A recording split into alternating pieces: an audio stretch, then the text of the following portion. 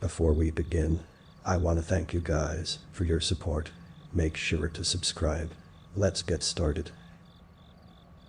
My room disappeared every second Thursday of the month.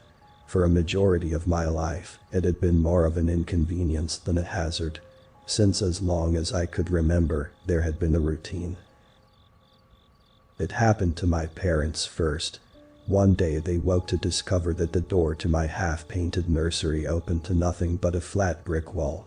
They called in a report to the police that led nowhere. They were unable to explain how or why someone could or would break in and wall off this one room of their new house. The cop thought they were wasting his time. They called a friend to come and look at it, but when he arrived the next day, my nursery was back.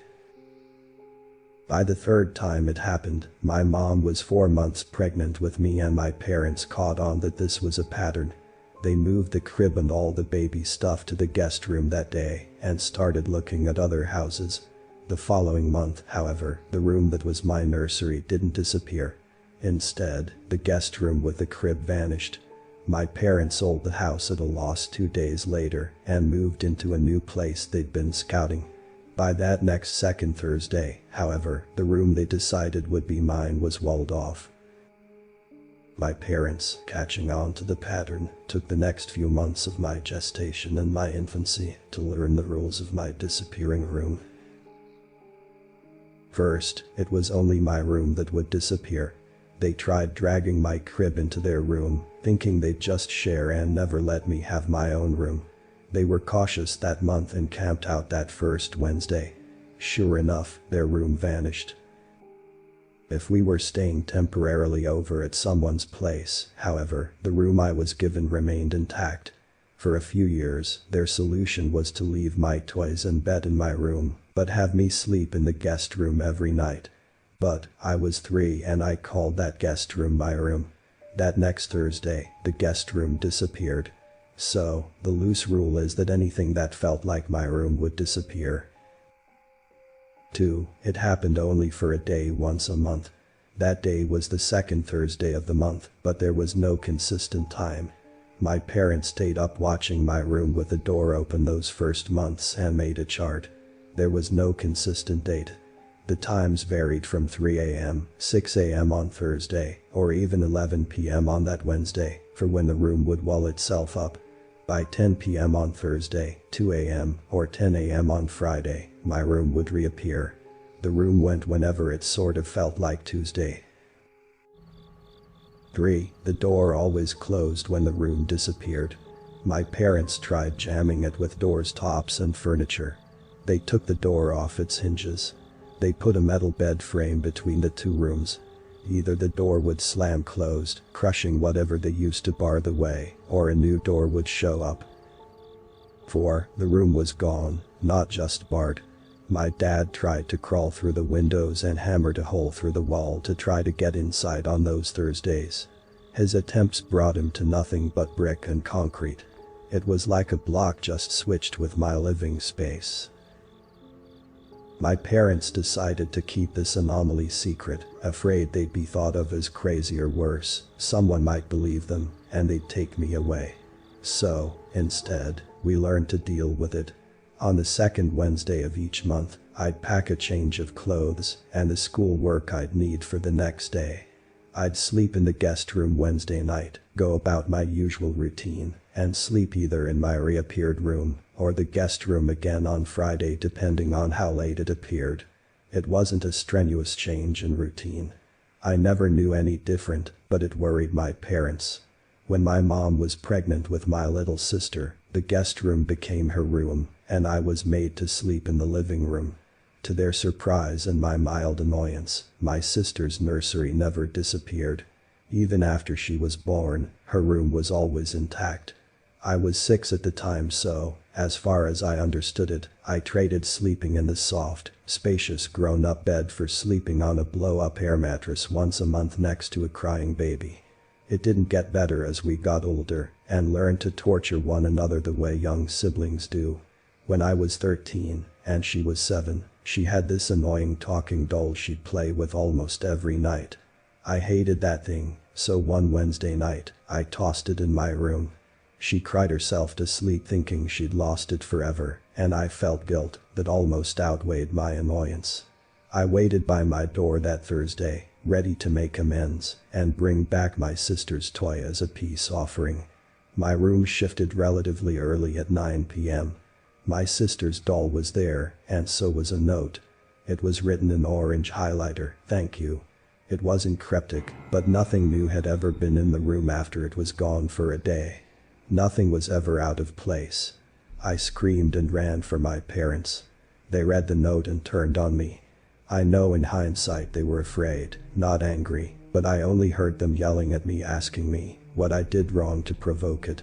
None of us knew what it was, but none of us liked it. My sister took back her toy, and I slept on the air mattress at my parents' insistence, even though my bed was back. I felt like I was being punished. I thought a lot about that note. A month later, it still came to mind as I did my homework. I had an orange highlighter and a few pens in a cup on my desk. When I drew a line on my paper, I knew it was the same weathered orange the note had been. We always knew my room disappeared, but this was the first time I considered that my room actually went somewhere. The next second Thursday, I wrote a note to it and left the paper in the center of the room. Reading it now, I'm surprised at my own juvenile concerns. "You got me in trouble. Are you using my highlighter? Don't do that. I don't want you touching my stuff." That Friday, when my room reappeared, there was a paper on the floor. "Sorry," was all it said. The word itself was written with a rusty pale red. It almost looked like watercolor. Only, of course, it wasn't. It had written back its message in blood. But not in a threatening manner. The handwriting was neat, and there were no ominous stains along the edges. It was a real response from the thing inside my room. It had written its short apology on the back of my note. I hid that note from my parents. There was this giddy, childish excitement in me that felt like a pioneer of new lands. I was overjoyed more than anything to be the one to discover the secret to a room my parents knew supposedly everything about. It almost killed me to wait a whole month to write again, but when the next Mark Thursday came around, I was ready. I left another note and a cheap ballpoint pen in the center of my room. That note was gross. "Did you write it in blood? You should use pens, dummy. Here. Have this one. My mom and dad say this room is haunted. That makes you the monster, right? Do you live under my bed? Write back." From Tom. The thing on the other side already knew where I lived, but I was taught not to give out my full name to strangers. I got a response the next day on the back of my paper. "Sorry. You said not to use your pen, so I bit my finger. I'm not a monster. I live in this room. Not under the bed. There isn't a bed except on these nights. There weren't any toys for a long time either. I like the doll. Like talking to someone. I don't have anyone to talk to here. I didn't mean to get you in trouble." Intrigue won out over caution. I think, at that age, it started as an experiment for me to learn what I could about the inside of the room, to gain insight my parents never could. The next week I tossed my sister's talking toy and a blank notebook into the room. I left a note giving the notebook to him and telling him to write me back. I can't remember exactly what I said, but the introduction was something along the lines of, "If you have no one to talk to, then you can talk to me." I thought I was being clever, gaining its trust. I can't remember exactly what I said, but for months we exchanged messages back and forward in that notebook. It would ask me about school, my favorite shows, my favorite superheroes, things like that. I soon forgot it was an interrogation and thought of the thing on the other side of the door as an outlet for my grievances. It became my supernatural temple. If my parents grounded me, I confided in it. If my sister annoyed me, I'd tell it how much I wished I was an only child. It wrote to me once, "If you don't like it out there, you can come play here. Stay with me for a month." Even then, I felt a serious aversion to that invitation. Yet, I also felt guilty that I couldn't trust my friend in the other room. I thought I was being too paranoid, and my letter to it that next month was an apologetic decline. I didn't want to stay with it for a month. It didn't like to talk about itself, or what it was like on the days it wasn't in my room. From what little I had gathered, I got the sense it couldn't leave. From its brief descriptions I knew the walls were bare and cold, made of coarse stone. It said there were no snacks or TV, so it was always bored and always hungry until my room appeared. It asked me about snack foods the most. I got into the habit of saving some dinner for him, or sneaking some cookies or chips up to my room on Wednesday nights. It was a ravenous thing. I'd find entire packages of cookies and bags of chips in my wastebasket after one day. It also liked dolls. Sometimes it'd keep them for a day, sometimes for the whole month. When I gave it some of my sister's toys, they'd have their clothes switched and hair braided or done up, sometimes half ripped out, sometimes with missing limbs. The notebook always remained, but it would write plenty of questions about school, about the town I was in, and what happened on TV shows. I'd be sure to fill up that notebook with as much information as possible. Talking to it almost became an assignment, an entire afternoon I'd dedicate to my friend inside the room. Sometimes, between days of the month, I'd read through our entries and I remember feeling the nostalgia and warmth experiencing those letters. He invited me to stay with him for a day at least once a week. They were always polite invitations, a solution offered when I complained that I didn't want to go to school or go to my sister's dance recital. I always refused. "Why don't you come out of the room and spend a month with us?" I asked him once. "I can't come out," he'd written back. "I can't go anywhere until someone else comes in." Then, one day, my notebook went missing, and the first culprit I could think of was my sister. She was always going through my things and I'd seen her trying to peek on what I was writing for weeks. When I came into her room, she was playing with that stupid talking doll. When she denied stealing from me, I yelled at her, and we got into a fight. I kept asking day after day, and she kept denying it. I told her it stopped being funny days ago, and she kept insisting. "I didn't take your stupid book," she said. "Stop saying I did, or I'll mom and dad you've been breaking the rules." That got under my skin. If she took the book, fine, I'd be angry at her. But exposing my secret to our parents was unforgivable in my mind. So, I wrote up a short note for the next Thursday. "Keep as many as you want." That night, when my parents were asleep and my sister had drifted off, I quickly gathered every doll, every stuffed animal, every stupid toy my sister loved, and I threw them all into the center of my room. I made 3 trips to gather every last Barbie and Bratz doll. I went to the kitchen and gathered the box of her favorite cereal, her favorite snacks and every last bag of chips she liked. I put all of it in a pile in the center of the room so ornately arranged with my note in the center of the display. The prized jewel was the talking doll she kept by her bedside. By now my sister would have turned over and left the stupid thing to lay splayed out in some forgotten corner of the bed.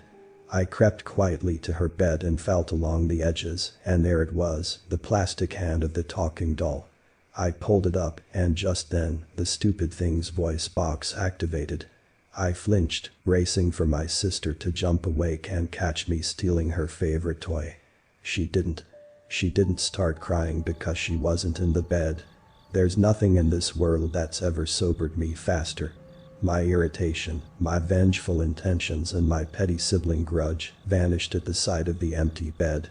I dropped the doll, my mind racing to the one possibility that seemed like a certainty. The gut twist of guilt and fear spurred on my heart and dried out my mouth. I ran to my room, sliding into the wall with a loud thud in my rush. Just as I passed my frame, I saw my sister there, holding an armful of her dolls, trying to steal back her toys. I'm told I shouted her name, but I just remember her freezing in place. The door slammed shut and it was Thursday. My parents came running and my mom started screaming. They pounded against the wall behind the door, they took a hammer to it, they clawed at the wall like animals. I stayed home from school that day. My dad rotated between scolding me and pacing along the door. My mom kept searching the house and walking up and down the neighborhood as if her daughter was only lost. It wasn't Friday until 6 a.m. on Saturday morning that week, and we were all exhausted. When the door creaked and the house shifted, we all grabbed for the door and opened it to my room. My sister's toys were dispersed all around my room, the snacks were torn into and gathered in the wastebasket or scattered along the floor. The thing we cared about, however, my little sister, was nowhere to be seen. I don't remember much of that next month aside from the hours I'd spent sitting outside that door, waiting, as if the rules would be broken, and it'd spontaneously burst open. My parents didn't ground me officially. They didn't seem to know what to do with me. My mother couldn't look at me. My father was the one to tell me it wasn't my fault every few days, and that only made me feel worse. Then, the second Thursday of the month came and I had another note. Please give Emily back. There was no reply because that night, my room didn't disappear. We all sat by an open door, waiting for it to slam closed. We waited all of Wednesday night, and my parents took off Thursday and Friday, but my room remained as it was for the first time in 13 years. It never changed back. I never found my notebook, by the way. I don't think my sister was lying. I gave her to that thing behind the wall for no reason. It's been 20 years since that night and I still feel sick thinking about it. My father tries to keep in touch, but I don't think my mother ever forgave me. The last time I saw her was at my wedding. I'll keep my family guilt to myself, but I told you all of that because now, I need help. Any information anyone can give me, because it's not over. I have a wife of my own, you see, and we're expecting. She's 3 months along, and we started clearing out the space for a nursery. Last night, it disappeared. It's amazing how vivid childhood memories can be. I'm an adult now, currently a student in college. And yet I remember these events like they had just happened yesterday.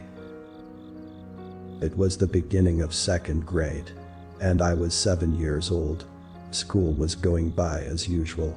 A few classes, lunch, and now recess. Recess took place on a blacktop behind the school.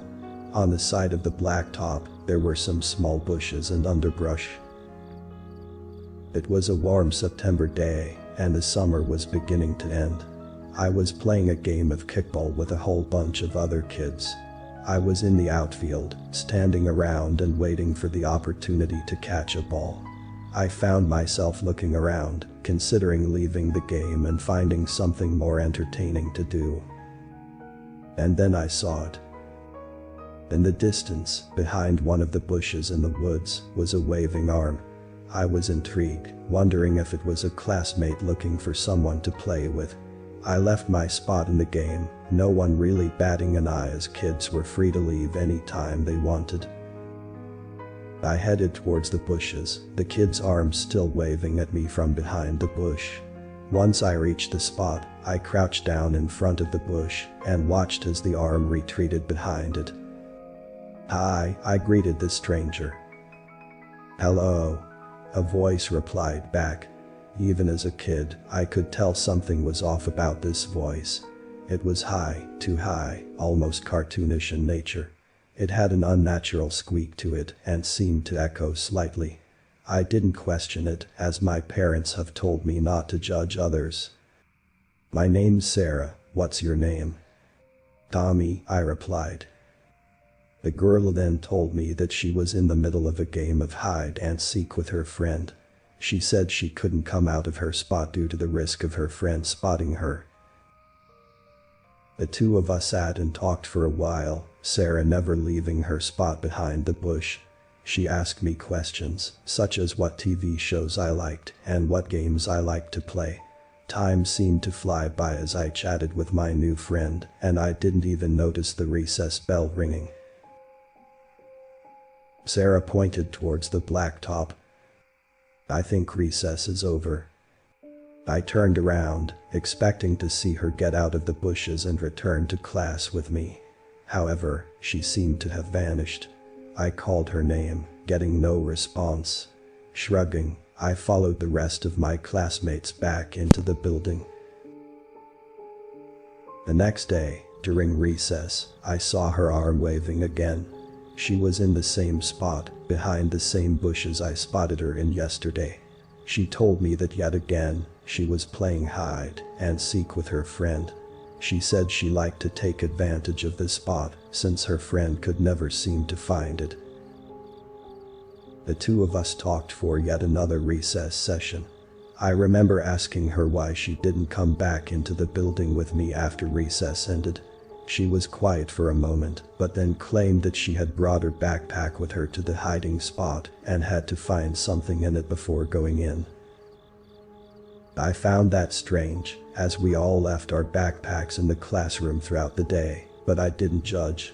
Maybe she wanted to sneak a toy outside with her, or maybe she had homework she wanted to finish. Either way, I didn't question it. After talking for a while, she pointed from behind the bush. "I think one of those kids is calling for you." I told her I'd be right back as I got up to check. I asked my classmate if he wanted something, and he looked confused. He said that he wasn't calling for me at all. Before I could question Sarah, the recess bell rang, and I had no choice but to head inside. As I walked back into the building, I thought about something. Sarah's arm looked strange. Being a child, I couldn't exactly pinpoint what was off about it, but I knew it somehow looked different from yesterday. The next day passed, and as usual, I found myself spotting Sarah's waving arm during recess. I was used to meeting up with her in the familiar spot in front of the bushes. I began to find it odd that I've never actually seen her before, but it didn't really matter. At the time, I was just happy to have found a new friend.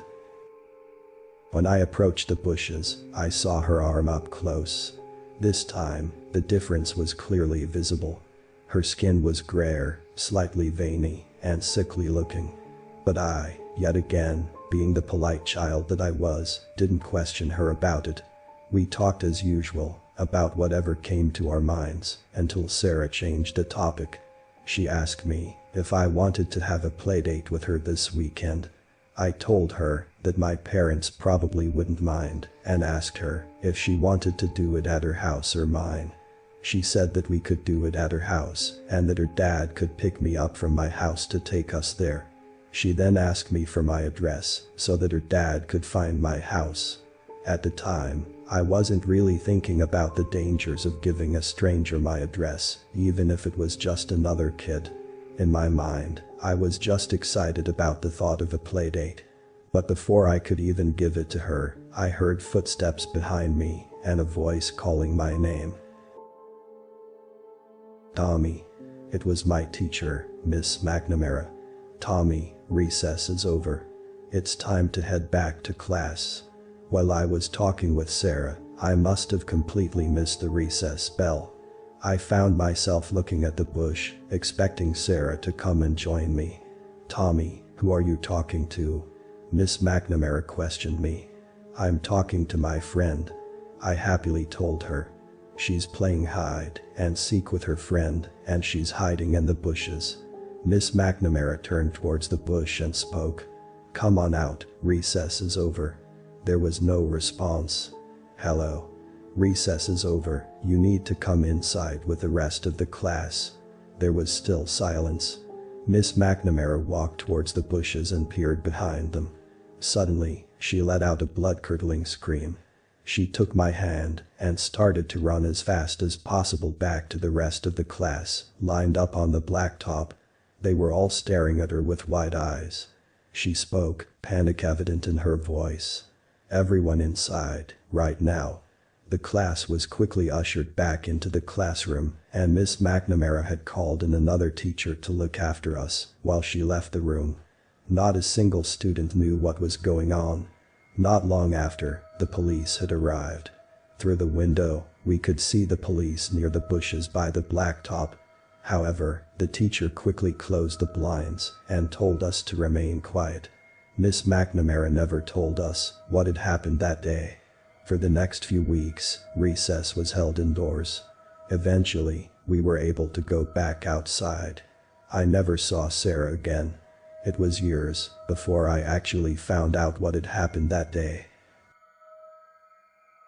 I was 14 years old, a freshman in high school, when I decided to ask my parents about what had happened that day in second grade. I thought about it on and off, but only started getting curious about it as I got older. My parents exchanged nervous glances and sat me down. It turned out that Sarah didn't actually exist. I had been speaking to an adult man.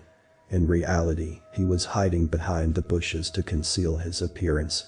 He was also using a voice modulator to make himself sound like a little girl, explaining the odd pitch and echoing voice. Worst of all, the arm that I had seen waving wasn't his at all. It was the dismembered arm of a child. It turns out this man was a pedophilic serial killer who had been targeting children in local schoolyards. He would attract children, talk to them for a while to create a comfort level, and eventually invite them to his house.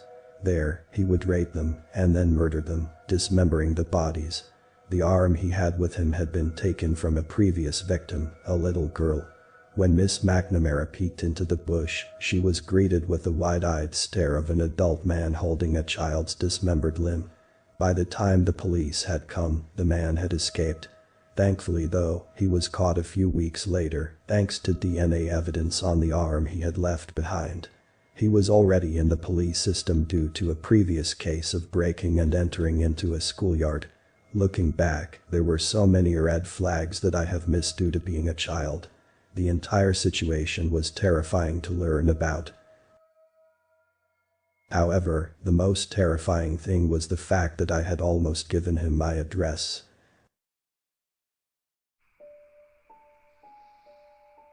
I didn't know Uber's carpooled. That was all I could think when the car pulled up in front of me.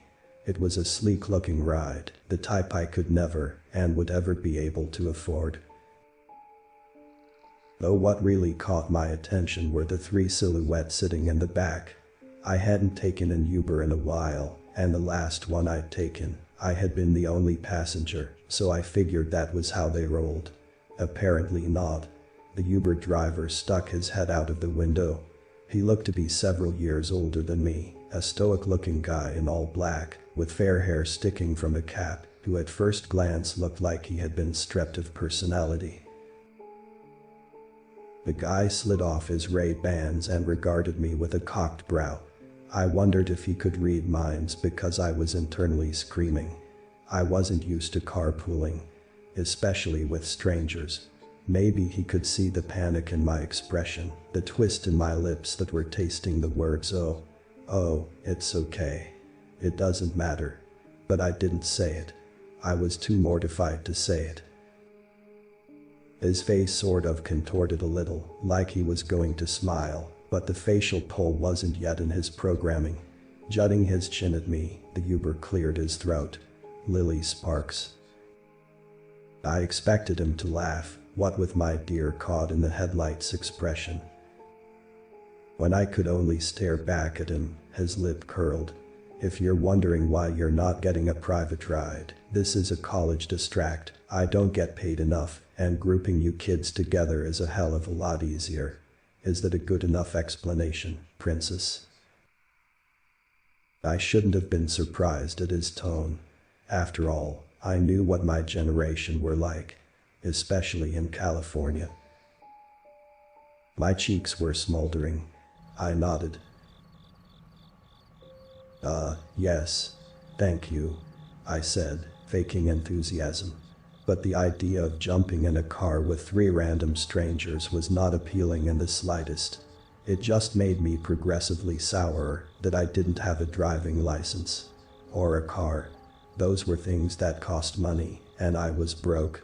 I didn't make any move towards the car, despite confirming my name. It almost felt like my shoes were glued to the sidewalk. But I couldn't back out of the ride. I had already paid for it. Tossing the guy a nervous smile, I forced one foot in front of the other and reached out, pulling open the door, my jaw aching from grinning. Squeezing between my seatmates, I risked a glance at the strangers I was sitting with. though it's not like I could ignore them. The guy sitting on my left, a moody-looking kid with a mop of light blonde curls falling in his eyes, his head pressed against the window, eyes closed like he was imagining himself in a music video. The boy's knee was uncomfortably sticking into my thigh. The other two squashed against the window were a girl with blonde curls tied in a red ribbon with her eyes glued to her phone, and another guy with dark brown hair sprouting under a gray hoodie. The three of them seemed to be around my age, fairly attractive, first or second year college kids. The car ride was almost painfully awkward. The only noise was the static from the radio the driver was playing at a low volume. I could just about hear an enthusiastic presenter yelling through interference. I had no clue what he was saying though. To distract myself from my seatmates, I stared out of the window at the early evening rush hour, multicolored lights flashing by in a blur. The blonde girl's phone vibrated and she lifted it to her ear. "Hi, Mom." "Yeah, I'm doing great." The brunette, who until then had found remarkable interest in the sleeves of his hoodie, suddenly turned to look at the blonde, and I caught a quizzical look in his eyes, a smile playing on his lips. I didn't blame him though. We were thinking the same thing. Judging from the blonde girl's tone, she definitely wasn't great.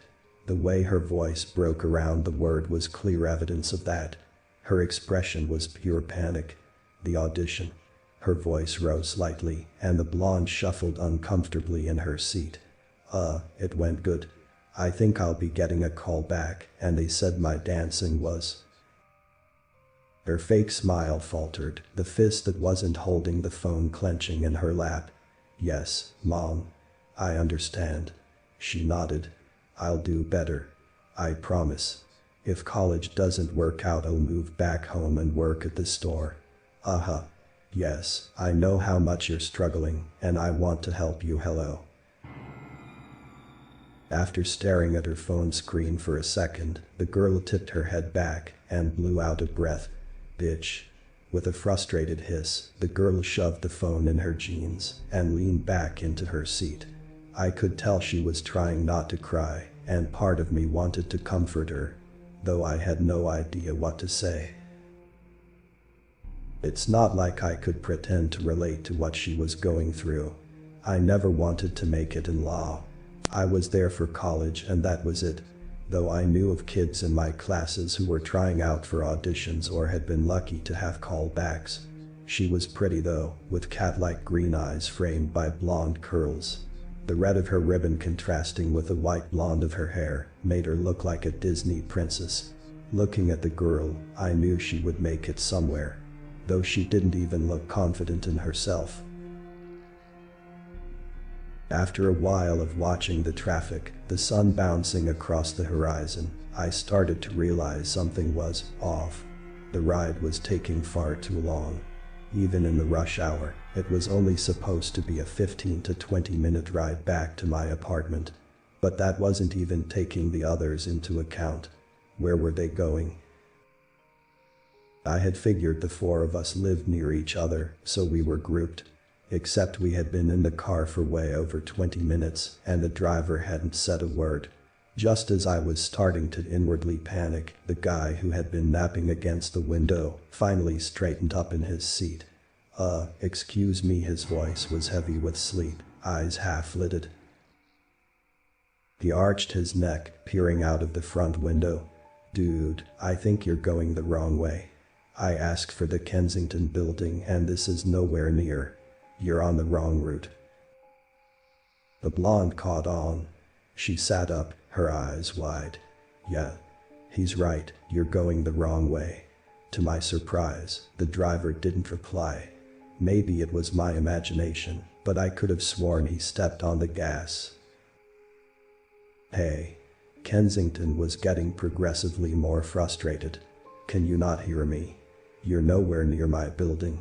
Instead of answering the two of them, the driver reached into the glove compartment and pulled out a bound leather book with yellowing pages curled with age. He passed it to the blonde. "Write your names on the next available page, please." "What?" The girl looked baffled. Like a review? No, I mean your names. Full names. First and second are compulsory. If you want you can add your middle. Are you serious? She laughed. If I wanted to leave you a bad review, which I'm going to do, by the way, I'd prefer the Uber app. The driver tutted. I've been driving for well over 50 years, princess. Bad reviews are the least of my problems. Now, sign your names. Nice and clearly on the dotted line, please. 50 years. The kid who had been mute the whole car ride seemed to come to life, looking up from where he had been, pulling his sleeves over his hands and making little puppets with them. I was taken aback by his accent, a strong Aussie Kiwi twang. He snorted. That's bullshit. How old are you? Like 30. That's some good anti-aging cream you must have. Don't antagonize him. The girl shrieked, shoving the kid. Her gaze went to the front. I could tell she was freaking out. She was practically vibrating in her seat. So, if we sign this stupid book, you'll let us out? Nodding, the driver hummed. Something like that. The blonde sat back and opened up the book. I couldn't help risking a look. She flicked through full pages of names written in blue and black cursive. I don't understand, her voice was shaking. These go back to the early 60s. At first I thought she was seeing things or over-exaggerating, but when I squinted, I saw she was right. The blonde was tearing through the pages, right back to the start of the book.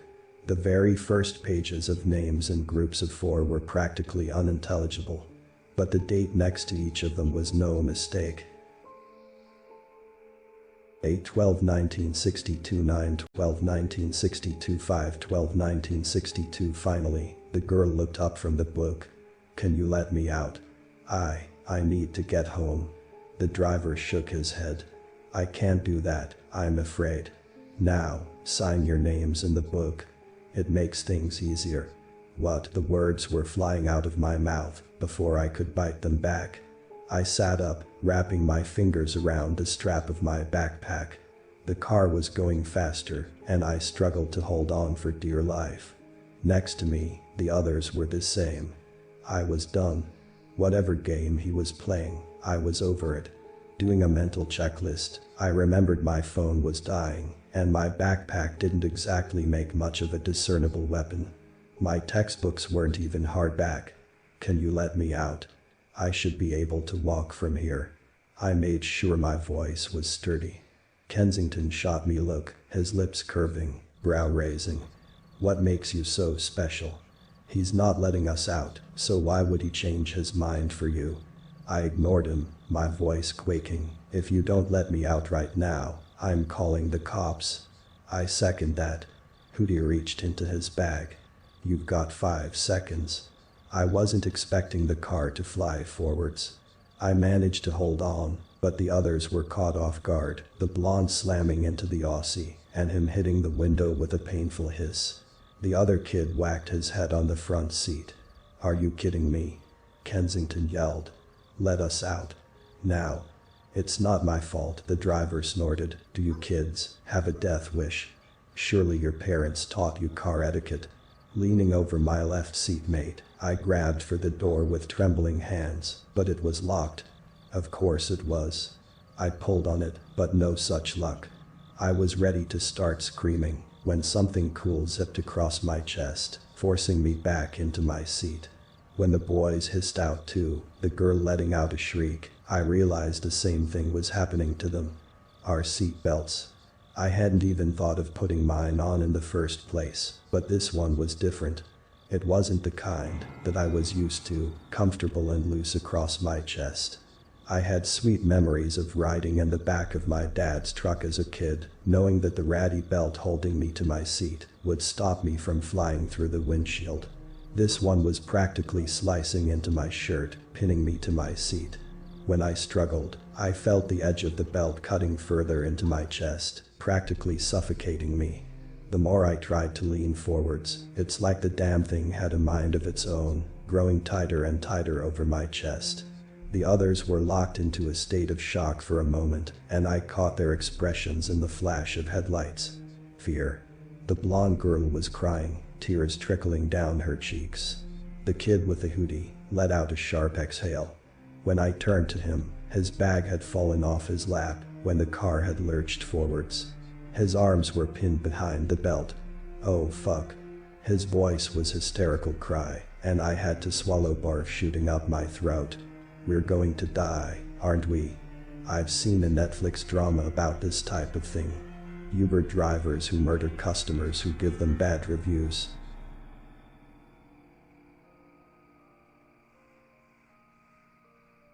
His words might as well have been a knife sticking into my spine.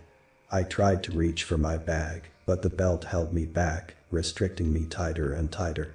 "Please." I hated how pathetic my voice was. "We don't want any trouble." "Are you seriously begging him?" Kensington snapped at me. When I turned to him, he was squirming in his seat, trying to reach his jeans, but he was stuck.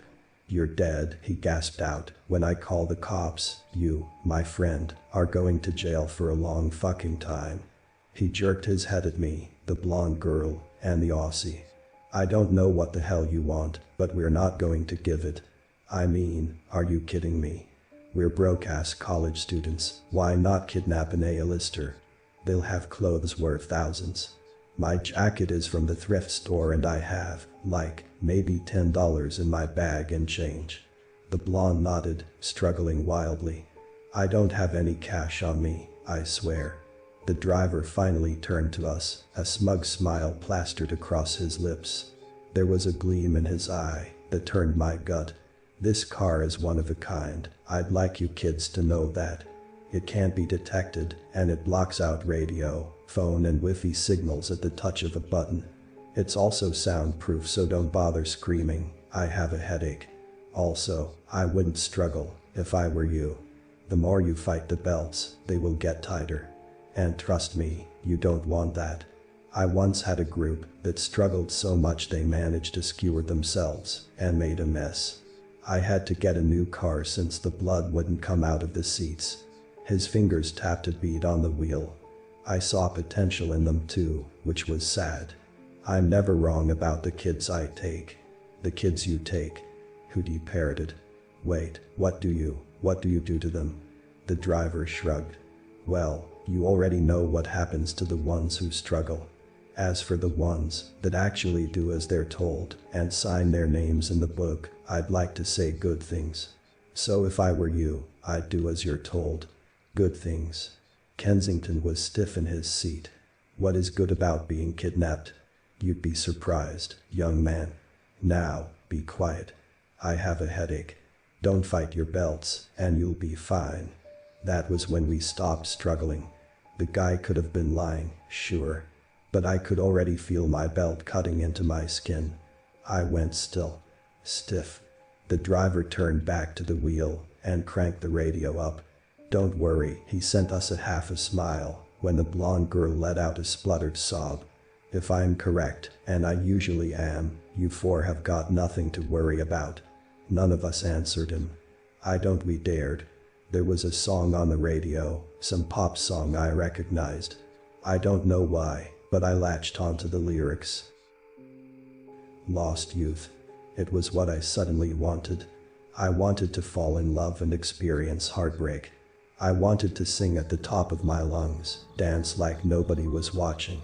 Everything I had ever taken advantage of, I prayed to be able to do it again. Everything I had complained about meant nothing. I didn't realize I was crying until Kensington nudged me. Looking up at him, I wondered what his story was. Prominent eye bags shadowing olive skin, what looked like a reassuring smile trying to crack from his lips. "It's okay," he murmured, leaning into me. Though he wasn't just talking to me. His eyes were on the others, his expression determined. "As soon as we get to wherever this asshole is taking us, we're taking him down. 4 against 1. The boy's voice was panicked, his breath coming out in sharp pants. "Unless you three want to get hacked apart." "Shut up," the blonde whimpered. "Just shut up, you're not helping." "I'm saying the truth," Kensington hissed back. "Are you in or not?" "It's not worth it," Hootie breathed. "Didn't you hear the guy? If we don't struggle, We'll be okay. Kensington actually laughed, though it was more of a sob. And you believe him? He let out an exasperated hiss, trying to throw himself forwards. The belt snapped him back, and he yelped. I didn't think Aussies were that gullible. Hootie's head whipped around, his expression darkening. Under the dim glow of the car lights, I noticed his eyes were sparkling with tears. I'm Kiwi, dickhead. He spat, ducking his head, his voice choked up. I shouldn't even be here. Kensington paused. Before, there's no difference between an Aussie and a Kiwi. Hootie scowled. Try and tell that to a Kiwi. They'll smack you in the face. Stop. The blonde whisper shrieked. What use is arguing? We should be working together. Kensington raised a brow. That's what I suggested, and Bird Boy over there ripped my head off. The girl ignored him. We should sign the book. That's what he wants. Before any of us could reply, she writhed under her belt, wincing. I bit back a cry when I saw the belt tightening around her, the edge cutting into her breast. Hey, asshole. You said if we sign the book, you'll let us go, right? The driver shook his head. He was laughing, his body shuddering under the dim light of the headlights. I never said anything about letting you go. If you sign your names, I said things will go a lot easier. It's mainly so we can process you for easier. Something cold slithered down my spine, and the girl sat back in her seat with a whimper. I expected her to ask what he meant, but I don't think she wanted to know. None of us did. I figured the others would try something else, maybe banging their fists on the windows. The boys lapsed into silence, and my eyes grew heavy. But I couldn't fall asleep. It felt like hours had gone by when the car slowed down, and that set the four of us into a frenzy. The Kiwi tried to lunge forwards, but that only resulted in his belt tightening. I tried to see where we were, but every time I moved, there was pain. It was pain like I'd never felt before, cruel and unrelenting, slicing into my flesh. The only one of us who was able to see out of the window was Kensington, who had been smart enough not to fight the belts. He pressed his face against the glass. I tried to follow his gaze, but I couldn't fully see where he was looking without forcing myself forwards. His voice was heavy with sleep, and I wondered if he'd nodded off at some point when the rest of us had sunk into uncomfortable silence. Where the hell are we? The driver parked the car easily before switching off the radio. He twisted around to smile at us. Well, for some it's their final destination. But for others, for the shining stars that you guys know and love today, it's a place of rebirth. I didn't have time to question that. Before I could even begin to think about protesting or attempting to make a run for it, my belt zipped back into place, and I could breathe again. There were nastier red marks where it had cut into my shoulder and chest, welts decorating my skin. I couldn't be relieved though. The four of us were herded out of the car. For a hopeful second, I thought, oh God, I really thought we could overpower him, just like Kensington said. He jumped out first, and then I did, followed by Hootie and the blonde girl. But when the driver pulled out a 9mm Glock and pointed it between my eyes, swinging it between each of us teasingly, baiting us to challenge him, I lost all faith that I was going to see my mom again, or do any of those things I'd taken advantage of in my life. I didn't run. Just looking at the others' expressions, they didn't dare either. We just sort of stood there, shivering, wondering when he was going to strike. I pictured it far too morbidly in my head. Bang. The gun would go off, and Kensington would drop to the ground, a bullet wound in his head. Then Hootie, and the blonde girl. They would hit the ground, and I'd have that split second to run. To either stand there, frozen solid, or take a chance. Run. I wondered what it was like to be shot in the head. Would I feel pain? Would it be like going to sleep? The temperature had dropped, a cutting chill blowing my hair from my face. The driver tied our hands behind our back with scratchy rope. Standing in the bitter cold, I finally glimpsed what our so-called final destination was. It was a house. Just a normal house, the type my parents had back home. Risking a look at the others, we seemed to share a collective feeling of panic. It looked out of place in the middle of nowhere, windows lit up with warm golden light. The door was bright red. There were cars parked outside, and bizarrely, what looked like a hot tub on a wooden platform, sun loungers dotted around it. "Oh, I get it." Kensington stumbled forwards when the driver stuck his gun in the back of his neck. "You're planning on making us servants, right? For your fancy-ass country house." He let out a scoff. "You do realize you can just ask people, right? There's no need to, ow." He hissed out when the driver prodded the gun into his spine. "Stop talking and walk." His voice was calm. "First of all, before we go in, I want to know your names. You will be asked for them again, but I want to know them for my book." Kensington scoffed. "Sure. That makes sense." He staggered further, tripping over his own feet. I remember taking mental pictures of the sky, the moon poking through clouds dipped in light. "My name is Roman." "Quinn," the girl whimpered. My name is Quinn." Next to me, Hootie was struggling in his bindings, his gaze glued to the mildew we were treading through. "Luca." My own name was choked in my throat. "Lily." The driver laughed. "Come on, kids." I said full names. I've never heard a less enthusiastic group. Roman laughed. He actually laughed, and I indulged in it. A real laugh. Which I didn't think I'd hear again. I was hyper-fixated on his wriggling fingers darting in and out of holes in his restraints. "Roman Denver," he spat. "Happy." Again, my own name was leaking through my lips. It felt wrong. I wanted to use a fake one, but would it even matter? Would it make my death any less inevitable? Lily Sparks. The others followed suit. Quinn Bracken and Luca Islington. The four of us were led inside, a hallway lit with candles. That's when I started stumbling, struggling to walk. Quinn came to an abrupt stop when a door was pulled open at the end by two guards, and the driver stuck his gun into the back of her neck. "Was I not clear, Quinn?" he murmured. "Behave, and like I said, this will end well for you." The girl didn't move. She just sobbed. The driver grabbed her shoulder and shoved her forwards. When we were unceremoniously shoved into the room as a four, I was greeted to darkness once again, lit up by a chandelier of candles having above. Roman was standing by my side. He glanced up, his expression crumpled with confusion. "These guys really like their candles." His voice was quaking, but I was grateful for it.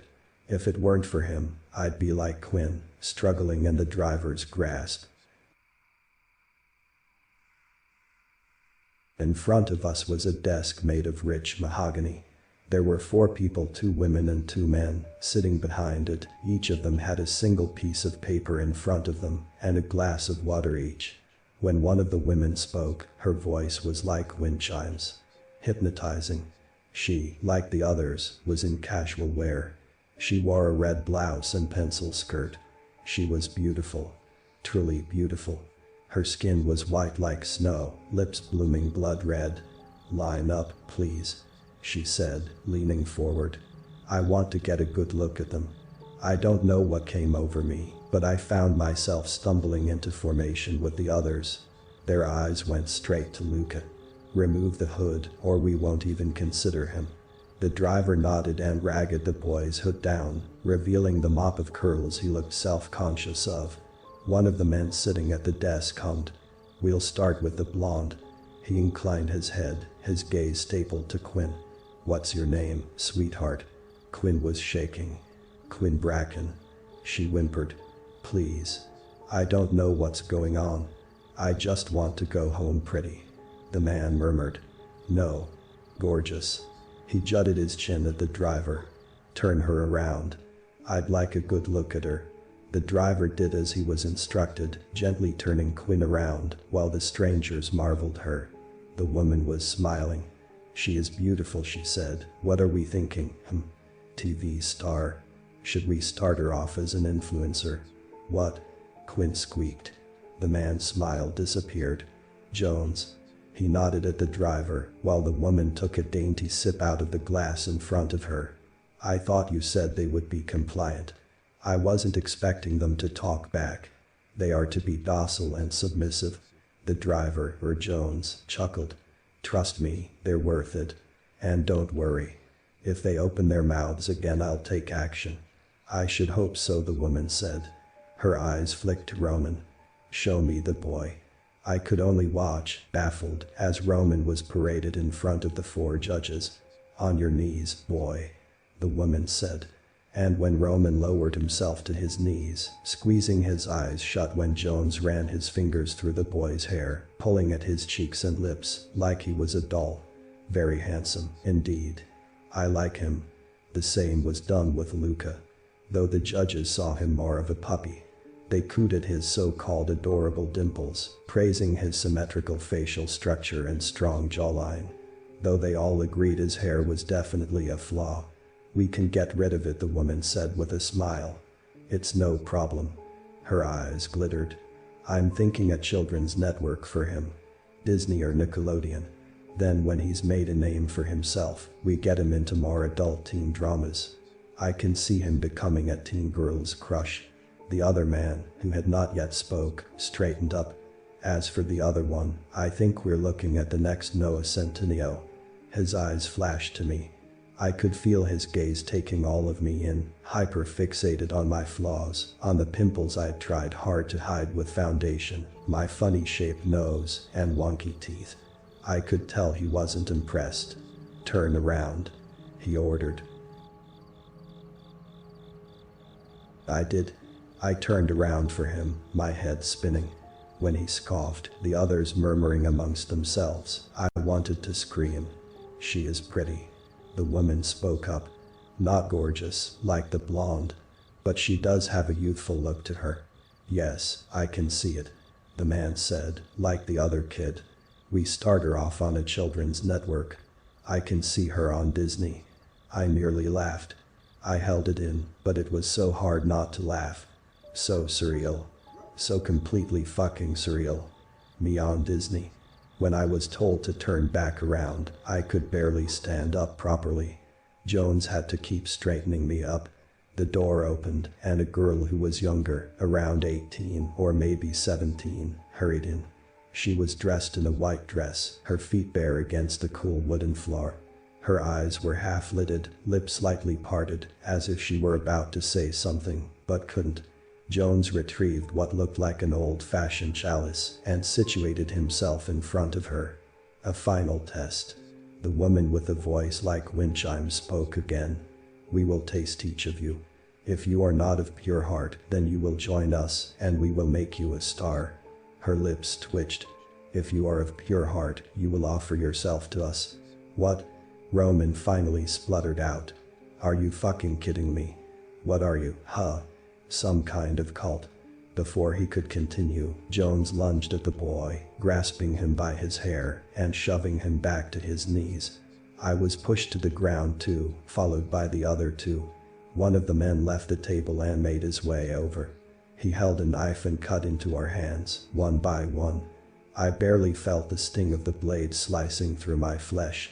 I thought he was going to force us to squeeze it into the chalice, but he lapped it from our hands, and I suppressed the urge to turn and try and run. Try and get out. But there were guards in front of the door.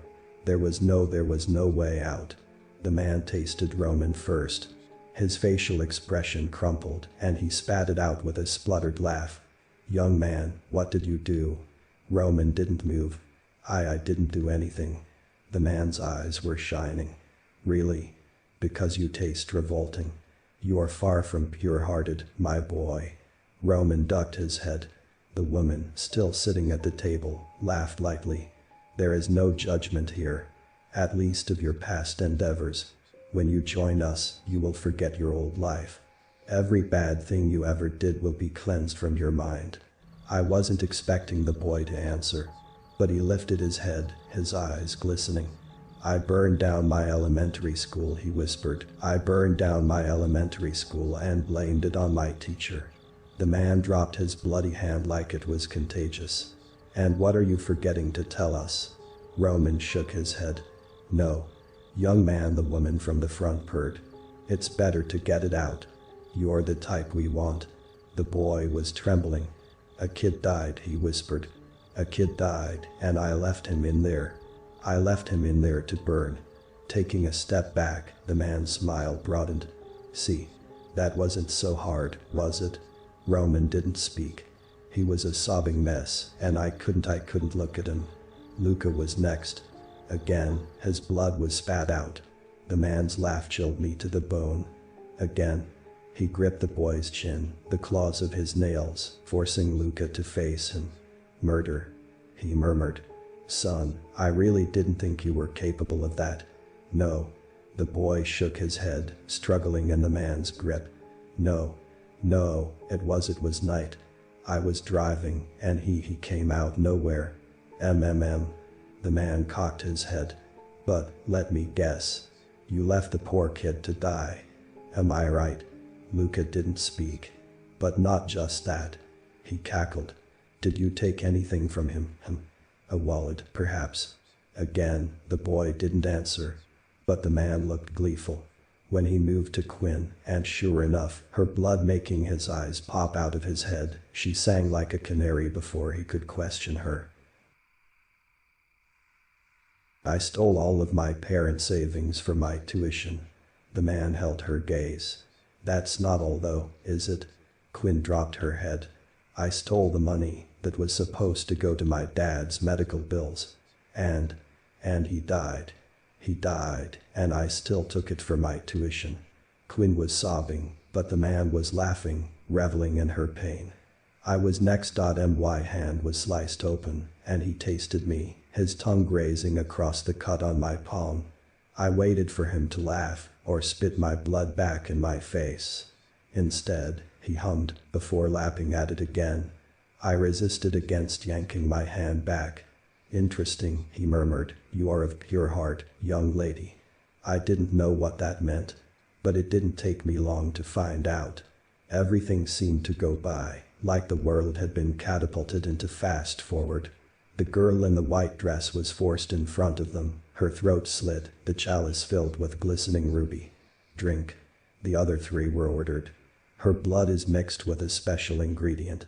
Believe me, it is wonderful. You won't be able to get enough of it." "No," Roman said, Luca echoing his words. You're crazy." But the woman just giggled. "Young man, do you really think you have a choice? Either drink and join us, or offer yourself to us, like dear Lucy here." She nodded to the dead girl in the white dress. "Do you want to forget your past?" They did. I don't know why they did. Maybe they really thought they would be cleansed of the things they did. I could only watch as they drank, one by one, at first sipping uncertainly, and then gulping down, spluttering and giggling drunkenly. I watched who they were, those personalities I had known, Roman, Luca, and Quinn, evaporate from their eyes. Any rebellion they had was gone, and they surrendered to it. Whatever it was. The last time I saw them, they were on their knees, slurping blood from the floor, laughing in glee with monster snarls, their eyes devoid of anything human.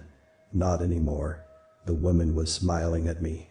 Her eyes were wide with greed, and I was paralyzed, watching the ones I had thought were the hunted like me become the hunters. Take the pure heart downstairs and harvest her for the next 4. Her words sent needles sticking into my heart, but I couldn't move. I couldn't stop looking at the others. They were like animals. Our kidnappers indulged in their greed, gathering more blood into the chalice and letting them drink from it. The more they drank, the less human they became, adopting animalistic grins that I could no longer recognize. Jones nodded and grabbed my shoulder, yanking me back. Of course, Eloise. I was taken out of the room and back down the hallway. But instead of taking me downstairs, Jones kept going. The doors were opening, and I could feel the wind on my face. I could see the moon again. I was sobbing. I was screaming. My binds were cut. But I couldn't move. Go. Jones' breath was in my face. He grabbed my shoulders and shook me. Do you hear me, kid? Go. I didn't question him. I ran. I fucking ran, until I found the car. Until I found my phone. The others' phones were gone, and I realized it was never meant to be me.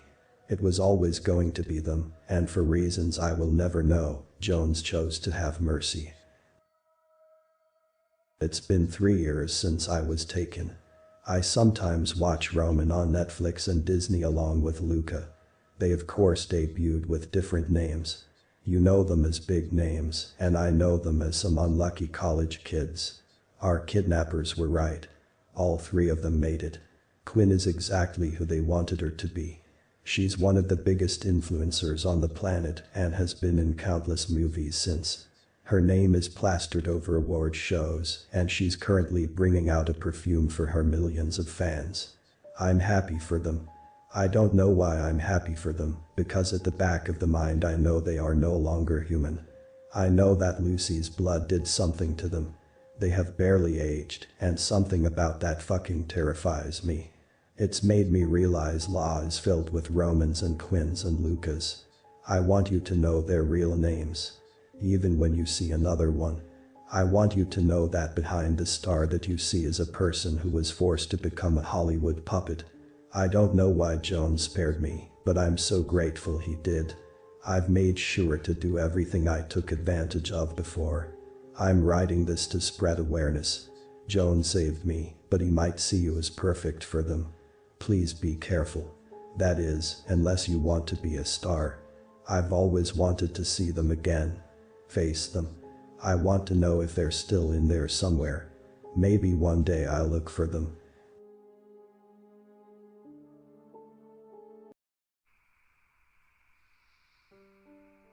Growing up, my best friend was Matthew Ramsey. He was a year older than me but still in my grade. Not because he was stupid. But his father had died when he was in the 4th grade, and for a few months Matt was having a lot of problems at home and at school. When he got held back and put in my class, we became fast friends, and it wasn't long before I was spending more time at his house than my own. Matt's mom was always nice, but she was also working most of the time. So, that meant we wound up hanging out with Matt's Uncle Gene more than anyone else. He left us to our own devices most of the time. But if we were having a sleepover and Matt's mom had a late shift, Jean would come over and keep an eye on us until she got home. Those nights are some of my favorite memories of childhood. Hanging out with my best friend while his cool uncle cooked us hamburgers and told us stories he'd lived or heard during 20 years of traveling the world in the army. He was retired on disability when I knew him. And just looking at the pot-bellied, gray-haired man swigging a beer while absently poking at the grill, I had a hard time believing he'd ever been a soldier, much less the globe-trotting adventurer he told about in his stories. But when he settled down and started talking, everything seemed to magically change.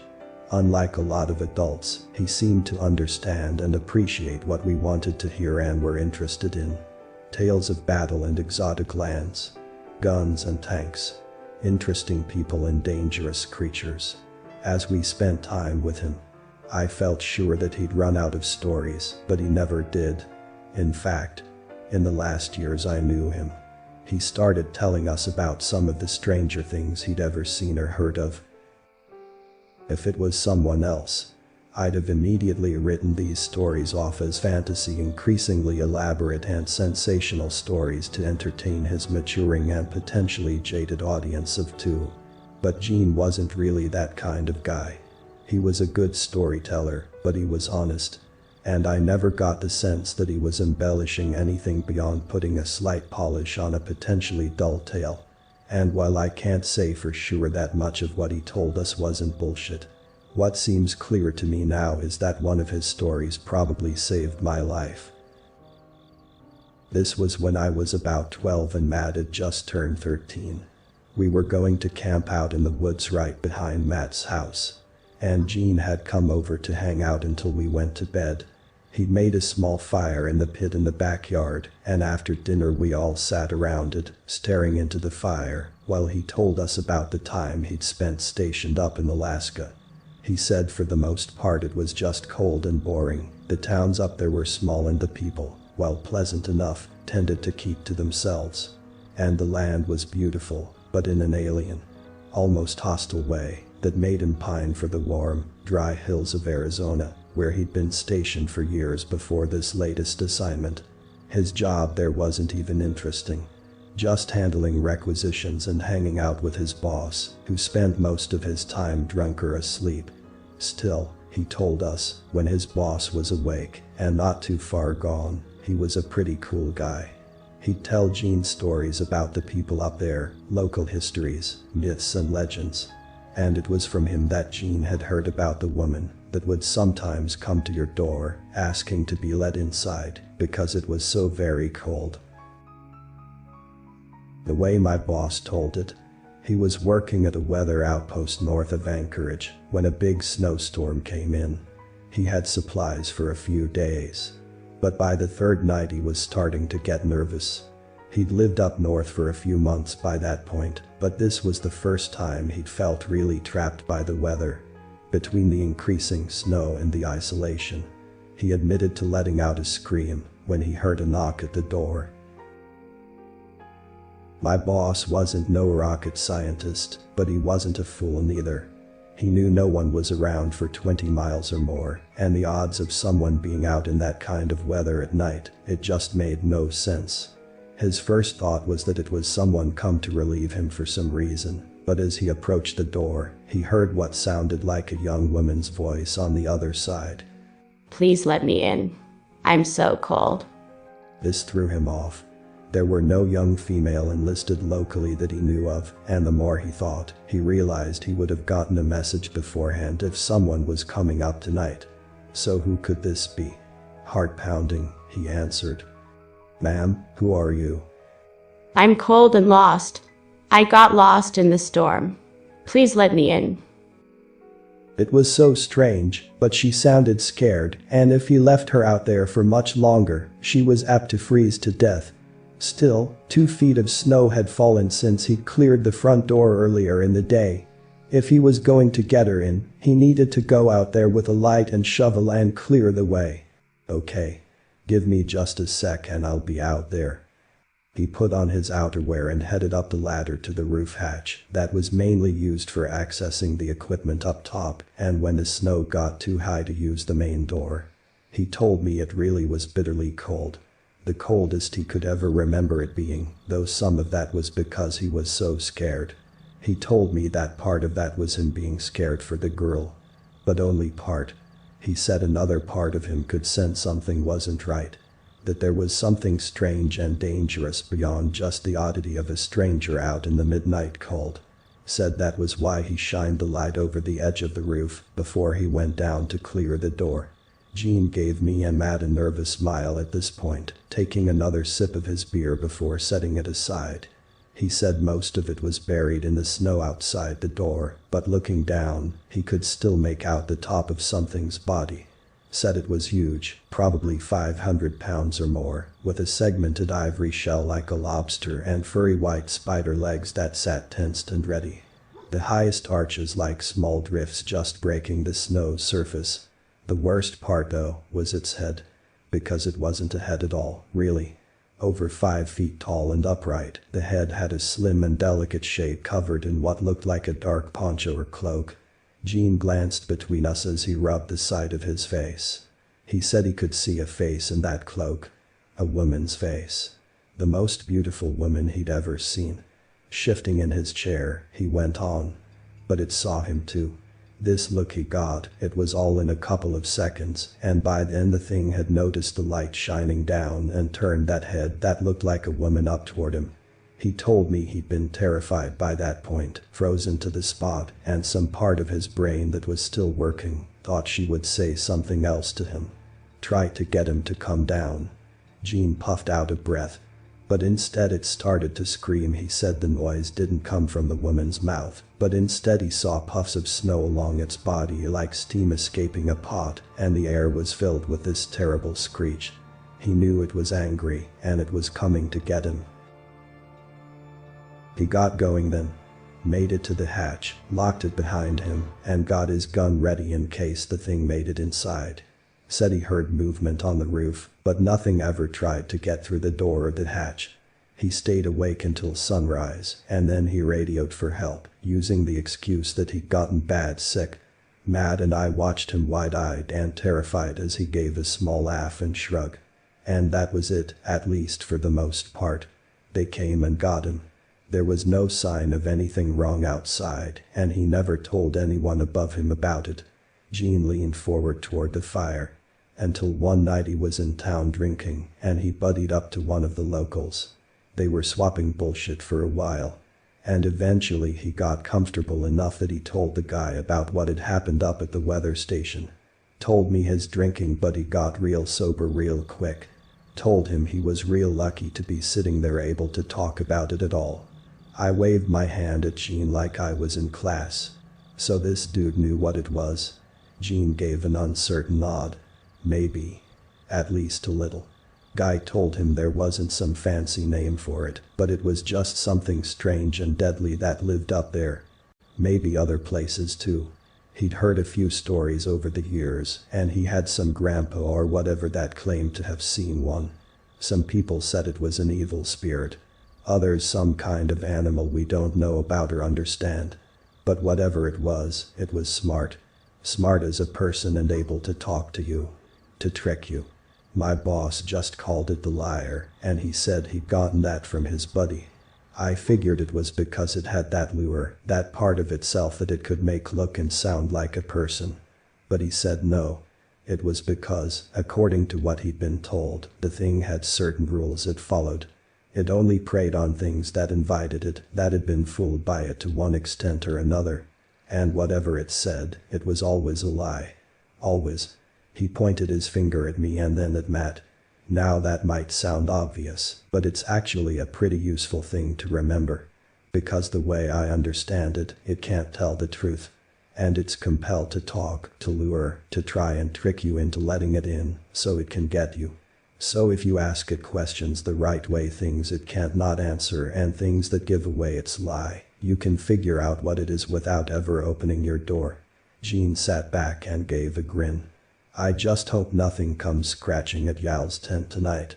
I hadn't thought about Gene in some time until 3 nights ago. Matt was diagnosed with leukemia at 14 and was gone 2 years later. And in the 20 years since I haven't seen or spoken to his family over a couple of times on the internet. And yet 3 nights ago, as I sat cold and panicked on the side of a dark road, Matt's uncle in that story came flooding back to me. I'd been driving in the worst snow I'd ever seen, much less tried traveling through, when I felt my car starting to slip on the road for what felt like the 100th time. The snowstorm was unusual for where I live, and I didn't have snow tires or chains, but I was driving as slow and cautious as I thought the situation allowed. My wife was having contractions 3 hours away, and while I knew she'd already been checked in at the hospital, I wanted to be there as soon as I could get there safely.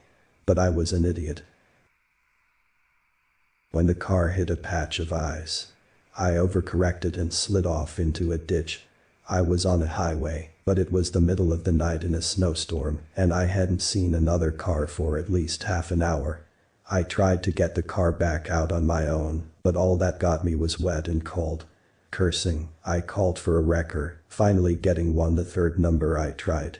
They were coming, but it would be about 4 hours based on the weather, my location, and the calls ahead of me. Looking at the gas gauge, I decided to run the car for just 10 more minutes to build up some warm air, and then sit in the dark for a while to conserve fuel. Shivering, I tried to call the hospital to check on my wife and get her a message as to what had happened, but I couldn't get the call to go through. I had plenty of charge left, but where I'd had 3 bars just a few moments before, now I was down to 1 bar that flickered like a dying candle flame. As I watched, it went out a last time and then didn't return. Maybe if I turned it off and turned it back. Please let me in. I'm so cold. Please let me in. I'm so cold. I let out a scream and looked over at the driver's side window. Staring in was a small boy, his dark eyes wide with pleading terror as they met mine. Please, mister. Please let me in. I could see what looked like snot frozen on his upper lip, and his pale blue lips were trembling as he begged me for help. My God, how had he gotten out here? I needed to get him inside, turn on the car again, and then I suddenly had a distant memory spark in the recesses of my mind. The orange glow of a fire pit lighting Gene's face as he told us about something that hunted out in the cold and the dark. The liar. I looked back at the kid. This was ridiculous. That story wasn't possible, and this child was going to freeze to death if I didn't hurry up and do something. Yeah, he looked like he had a hooded jacket of some kind, but it was well below freezing out there, and if swallowing, I smiled at the pale little boy staring in. How did you get out there? The boy stared at me for a moment. My mom. She's got bad sugar and fell asleep. I couldn't wake her up. I went to get help, but he was crying now, pressing a small hand against the glass. What the fuck was I waiting for? I unlocked the car, but I still hesitated to open the door. I thought back to the story Gene had told. The thing was called the liar because it had to lie. It just wanted to trick you, but if you asked the right question, you could see through it. Taking a deep breath, I looked away from the boy. What's your name? Matthew. People call me Matt. Please let me in. I felt like I'd been punched in the stomach, but when I looked up, the kid just looked worried and scared, not like he'd just said the name of my dead childhood friend. It was a coincidence, and I had to stop this and help him. My hand was on the latch, but I still hesitated. If Gene's story was real, what kind of question would work? Are you a little boy, a little human boy? The boy's eyebrows went up slightly. Yeah. Of course. Wait, that was dumb. If he was lying, he'd say yes. If he was telling the truth, he'd say yes. So that didn't help. Okay. I was running out of time to waste on this. I could ask him if he wasn't a little boy, but it was the same problem, wasn't it? If he was a little boy telling the truth, he'd say no. If he was a monster that had to lie, he'd also say no. Fuck me, I just needed to grow a spine and open the door. Please. I'm getting sleepy, and it scares me. I'm so cold. Shuddering, I found the latch again, determined to finally open the door and let the boy in. Yet in spite of that, I heard myself asking another question. You're not lying to me, just to get me to open the door, are you? I hesitated at the latch, waiting for him to be confused by the oddly worded question, or tell me no. Instead, there was a moment of silence, and when I looked up, I could see the boy's lips were pressed into a thin line. Yes. I frowned, taking my hand away again. Yes, you're not lying to me, or yes you are. His lips began to tremble again. Please let me in. I'm so cold. I needed to think. Him saying yes could mean anything. It was more how he'd reacted, almost like he was angry at a sign of being caught. Still, that wasn't proof of anything. I needed to just, are you outside my car right now? When I met his eyes this time, I thought they seemed darker. Colder. What? Please let me in. I felt a thrill of fear skitter up my back. Answer my question, please. Are you outside my car right now? The boy's sniffling stopped as a hard, cruel smile curled up the corners of his mouth. No. Then suddenly, he was gone. I saw a blur of motion in the dark, and heard the rustling of some distant brush as something large pushed its way into the woods, but there was no other sign of the child, or any other intruder as I sat alone in the freezing dark. After a couple of minutes I got a cell signal back and checked on Peggy. She was doing fine so far, and they'd pass along my message that I'd be there soon. An hour later, the wrecker arrived, and if the man thought it was odd that I refused to get out of my car as he pulled me free from the ditch, he didn't seem to mind. As I write this, I've just gotten back from holding our new baby. He's a healthy little boy, and after just 2 days I already love him so much. My wife asked if I wanted to name him Matthew, after my best friend growing up, but I shook my head quickly. After she's home and rested, I'll try to explain why. Besides, it doesn't matter what we call him. He'll grow up good and strong, and we'll be there to prepare him for a world that can be warm and wonderful, but also very strange and cold. A world where not everything is as it seems, and he has to be very careful. Especially when inviting in a stranger from the dark.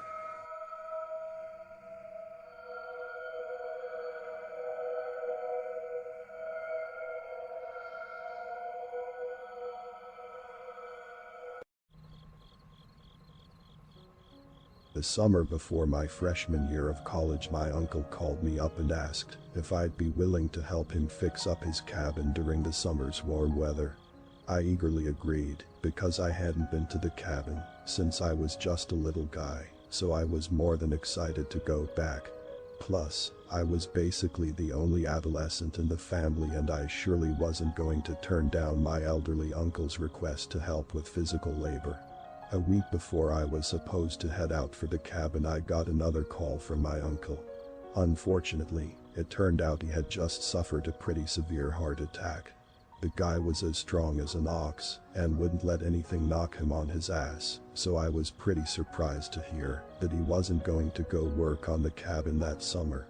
He assured me that it would be okay and we could do it next summer, but I had just turned 18 and I was young, dumb, and full of, well, you know. Anyways, I practically begged him to let me go work on the cabin myself, and eventually he did give in. My uncle sent me a list of all the tasks and instructions to help complete them. He only anticipated me being up there for a week or two at max, so that was encouraging. However, when I saw the list, I was immediately concerned. It was obvious that my uncle had overestimated my abilities and clearly held nothing back and gave me every task he could think of. I had no idea how to do half the things on that list, so I was expecting to be at that cabin a lot longer than expected. I was wrong. The road to the cabin is long, winding, treacherous, and made of loose dirt. On one side is a large rock face, while the other side looks straight down into a gorge filled with lush green pine trees. I understand that I'm explaining this in a way that makes it sound rather dangerous, and that is true, but I truly can't emphasize the beauty of the landscape. Whether it was the risk of driving off the edge of a cliff, or the excitement of laying eyes on the cabin for the first time in 10 years, I was sweating. I could feel the little beads dribble down my side in an almost ticklish manner, chilling my torso. After around 20 minutes of following that daunting path, I came around the final corner, and there staring back at me was the dilapidated cabin that I loved so dearly. Holy shit, did that thing look rough. You know, the cabin from The Evil Dead? Yeah, like that. I immediately knew I had a lot of work cut out for me, but part of me was ecstatic at the thought of completing such difficult chores. I imagined bragging to all my new friends I'd make at college about the time I single-handedly fixed my family's cabin. When I got out of the truck, it was sometime in the late afternoon. I knew I wouldn't be able to get much done that night, so I walked around the property and did a brief inspection of the area. Everything seemed to be just fine. I remember seeing a cluster of grayish fur on one of the trees. I suppose it could have been from a deer, but now looking back at it, I think it was foreshadowing the encounter I would have later that night. After I finished my walkthrough, I wandered over to the small babbling brook that runs along the side of the property and dipped my right hand into the cold mountain stream. I cupped my hand and scooped some of the water into my mouth. The water was clean, clear, and it tasted real. Unfortunately, not many people have the privilege of tasting clean natural water. As I stood up from the creek, I thought about how lucky I was to be there, and for the first time, I really took in my surroundings. While I scanned the tree line and hills that surround the cabin, I suddenly realized that the entire area looked different from how I remembered it. I mean, it all looked the same, but so much more dead. Not only was the cabin way past the point of being rustic, but many of the trees surrounding the property had been turned a sickly brownish gray, and a lot of the grass had either died or been washed away by the heavy rains that frequented the area. While it made me sad to see, it didn't raise any alarms. My dad grew up in Montana and had educated me on pine beetles when we visited his hometown. They were a species of beetle that came from British Columbia and infected many of the forests of the northwestern United States. So, I merely assumed that they were behind the death of many of the trees, and the cabin had simply succumbed to years of neglect after my elderly uncle could no longer make frequent trips up the mountain. At this time my stomach growled so loud I thought it might have been a frog hiding somewhere in the creek. Upon realizing that it came from my gut, I promptly made my way to the truck, unloaded some of the food and gear, and then headed for the fire pit that sat in front of the cabin. At least, what was left of the fire pit. It clearly hadn't seen use in the last 10 years either. All but 2 of the small stones which created an almost perfect circle still stood in place, and unsurprisingly, there were no charred pieces of firewood or piles of light gray ash to prove that fires had once been common here. So, I gathered some more rocks from the creek to complete the ring, and made my way over to the stockpile of firewood that remained behind the cabin. Thankfully the wood was covered so rain never got to it, but the thought of a large black widow digging its sleek fangs into my flesh sent chills down my spine. There were all too many spider webs, but thankfully no spiders in sight, so I grabbed 4 medium pieces of wood and made my way back to the fire pit. After stacking the wood over some crumpled up newspapers I'd brought with me, I tossed a match in and took a deep breath as I sat on one of the large logs that bordered the fire. I waited a while for the flames to die down before I skewered a hot dog and began roasting it over the open fire. Nothing beats that feeling. A long day of driving out into the wilderness, topped off with a delicious Hebrew national cooked over a wild flame. Yeah, needless to say 18-year-old me felt like he was on top of the world right about then. I chowed down on my meal, munching on some chips and sipping on a beer I may or may not have snagged from the fridge before my father could interject. Upon filling my once empty stomach, a cool breeze caused me to shiver, duplicating the sensation of someone breathing down your neck. I swiveled around almost instinctively, and while I didn't explicitly see anything right then, I was pretty sure I heard some branches crunch under something heavy.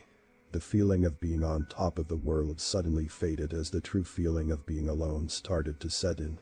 As fast as I could I threw the remaining food into my bear canister, tied a knot to the top of the canister, and flung it over a nearby branch. There weren't any grizzlies in Central Oregon as far as I knew, but having a mama black bear and her 2 cubs waltz into my campsite was not on my agenda, so I took the necessary precautions regardless. I had originally planned on sleeping inside the cabin, but when I saw the state of the cabin, I quickly decided on sleeping in the truck. Despite being summertime, the sky was quickly flooding with darkness. I grabbed a bucket of water from the creek and put the fire all the way out before making my way for the truck. I sat in the passenger seat, reclined the chair as far back as I could, threw a blanket over myself, and closed my eyes for the night.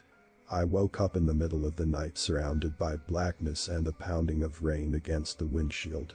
Initially I assumed that it was the rain which had awoken me, but I was proven wrong when I heard a blood-curdling screech come from the trees. I shot up out of my prone position, made sure all the doors were locked, and put the keys in the ignition. As soon as the truck started I powered its headlights on. Nothing. I pushed the left lever forward and toggled the truck's blinding high beams on. Nothing, but then I saw movement. I couldn't tell what it was at first, but I thought I could make out antlers, not different from that of an elk. But then it stood up on 2 legs. The lights caught the creature's eyes, reflecting back an equally blinding light. It raised its wolf-like head and let out a howl that sounded like a mix between a cougar and Godzilla. It then became apparent what the creature was hunched over, the large bloodied corpse of a fully grown American black bear. Its head lowered as it set its sight on the truck, letting out a visible snarl. It dropped what appeared to be the head of the bear from its clawed left hand, as its humanoid body covered in patchy gray fur began to make its way towards me.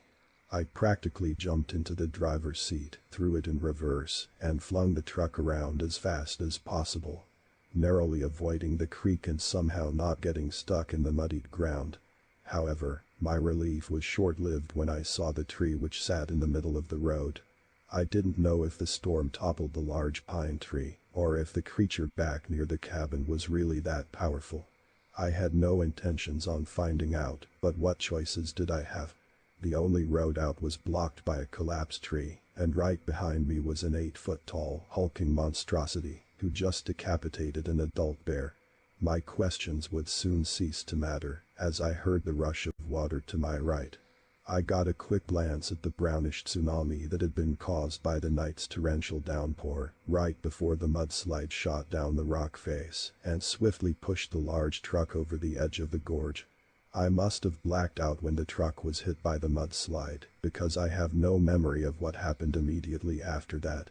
What I do remember is waking up still shrouded in darkness. My ass was wet with what I assumed to be water which had leaked into the truck from the mudslide. However, I soon realized that whatever I was sitting on was much different from the cushioned seat I was in previously. My vision was foggy and so was my mind, but slowly consciousness crept over me, and I started to realize that I was no longer in the safety of the truck. When I had heard the bear earlier that night, the truck proved to be a safety blanket of sorts. I knew that as long as I was in the truck, I was protected. Well, now I no longer had a safety blanket. And I was most certainly no longer protected. I attempted to stand up, but the ground slid out beneath me as if I was standing on a bunch of marbles. A rattling followed. It was similar to the sound of sticks clacking together. I felt the ground around me and my hands instantly found a round, dry object. I picked it up and tried to figure out what it was based on feeling alone. If it was pitch black outside, wherever I was now was Vanta black in comparison. I don't know if it was the concussion that I clearly had or just pure denial, but I knew what I was holding. I didn't want to believe it. A bone of some kind. A bone the size of a pomegranate. A bone with a dome-like structure. A bone with 2 eye sockets. I was not just holding a bone, I was holding a human skull. A child's skull. I dropped it immediately when I realized what I was holding. The crack that echoed through the lair made my heart sink. If that thing was in here, it definitely heard the ruckus I just caused. A few moments passed and I heard nothing. However, light slowly began to filter in through an entrance, revealing my surroundings. There were so many bones, human and animal. The light also revealed that the walls, floor, and ceiling were all made of stone. A little drip from somewhere in the cave echoed, and I started to think about the monster I had seen earlier. I had only encountered it at night, and this was clearly its home. I put 2 and 2 together and realized that thing would soon be home upon sunrise. I quickly collected myself and started rummaging around aimlessly trying to come up with a plan or find a sharp bone or something. I was in a life or death situation, and my lizard brain was going full force. The beast would kill me or I would kill it. After rummaging for a few minutes, I heard another screech come from outside. It wasn't in the cave yet, but it was coming home soon. Right then, my eyes caught the bright green fabric of a large backpack. I scrambled through the bones and made my way over to the bag, which upon closer inspection was still attached to its owner. Needless to say, there wasn't much left of him besides the rib cage that the bag strap was caught on. I yanked and yanked, eventually hearing the snap of a rib breaking off. As soon as the bag was in my hands, I reached for the zipper. Digging through the bag's pouches, I found some rotten food, presumably a sandwich they had packed for a day hike, some socks, an empty water bottle, and a flare gun. I let out a small yelp of excitement, thinking that I had found what may just save my life. Just then I heard another screech, much louder this time, pounding off the walls of the damp cavern. Just moments later I heard the thumping of footsteps enter the cave. I did my best to recreate the position I had awoken in. I didn't have the time to make an elaborate plan, but I came up with something that might just save my life. My eyes were closed, but I could hear it closing in on me. I held the flare gun under my back in my right hand, waiting for just the right moment. I soon felt its warm breath hit my face like a train hitting a brick wall. The stench was unbearable, a combination of decomposing tissue and rotting teeth. I held my breath as best I could, but when it let out another screech point blank, I vomited a little in my mouth. I'm lucky it didn't deafen me, but the small burp I let out surely let it know I was wide awake. I opened my eyes. It roared again, spewing stinking slobber all over me. I took my chance and raised the small red firearm directly into its snout and pulled the trigger. Click click fucking work, god damn it. I yelled in the same way one might yell a battle cry, pulling the trigger once more. Bang, the bright red flare shot instantly into the beast's mouth, soaring into the back of its throat. It staggered, clearly thrown off guard by the bizarre stunt I had just pulled. It screeched, this time however the screech ended in a whimper, as its wolf-like head popped like a balloon. Each of its eyeballs burst out of their sockets as red cracks began to form all over its head, and soon enough those cracks began to glow a vibrant red. I'm not ashamed to admit that I cracked a small but short-lived smile as each individual piece of the skull splattered the cave walls. I heard the antlers bounce off the stone of the cave and eventually clatter to the floor. The body wobbled as the knees grew weak under the weight of its enlarged abdomen and collapsed to the ground. I stood up, dropped the flare gun and started to make my victorious limp to the mouth of the cave. I took one last look at the hideous remains that lay in front of me, still spewing blood out of the neck. Even though its brain matter painted all the surrounding surfaces, it still made me shiver in fear. I thought of each piece flying back into place, as if someone had recorded it and played it in reverse. With that disturbing thought I decided I didn't want to wait around and see if it would happen or not, so I hobbled the rest of the way out of the cave. When I got out I looked back into the darkness one more time. No eyes peered back at me, nothing came running out to get me. It was just me and the darkness. I followed the creek, and it brought me back to the spot where I had previously indulged on some delicious mountain water. With familiar surroundings around me, I began to relax somewhat, but still shivered from the aftershock of adrenaline. From there I followed the road down to where the truck was pushed over the edge. When I got there, there was still some muddy water running down the cliff in the form of a small waterfall, but for the most part the rain had come to an end, and the wave of mud had come as quickly as it had gone. I peered over the edge and saw the bright red truck upside down about 100 feet downhill. I thought about going down and grabbing my phone from the truck, but with my bum leg I knew it would be too risky. So, I made my way down the road by foot. By the time I reached another house my legs were aching, and my head pounded so hard I thought my skull was going to explode too. The light orange of sunrise had begun to fade into the darker tone of sunset. I must have been walking for at least 8 hours, and I was exhausted. I made it up the 4 steps, knocked on the large wood door, and collapsed. About 2 hours later I woke once again, this time in a greenish-blue bed. I was now wearing a spotted white gown, and had an IV pumping into my arm. I instantly recognized my surroundings as the hospital, and rested my head on the pillow, letting out a sigh of relief. It wasn't until the next morning that I would speak with anyone. My parents drove the same long trek one did the day prior, the previous night, and got to the hospital later than they would have liked. However, they let me get my much-needed rest, and then proceeded to grill me the next morning. Me and your mother are so proud of you for making it to the Hendersons' property, son.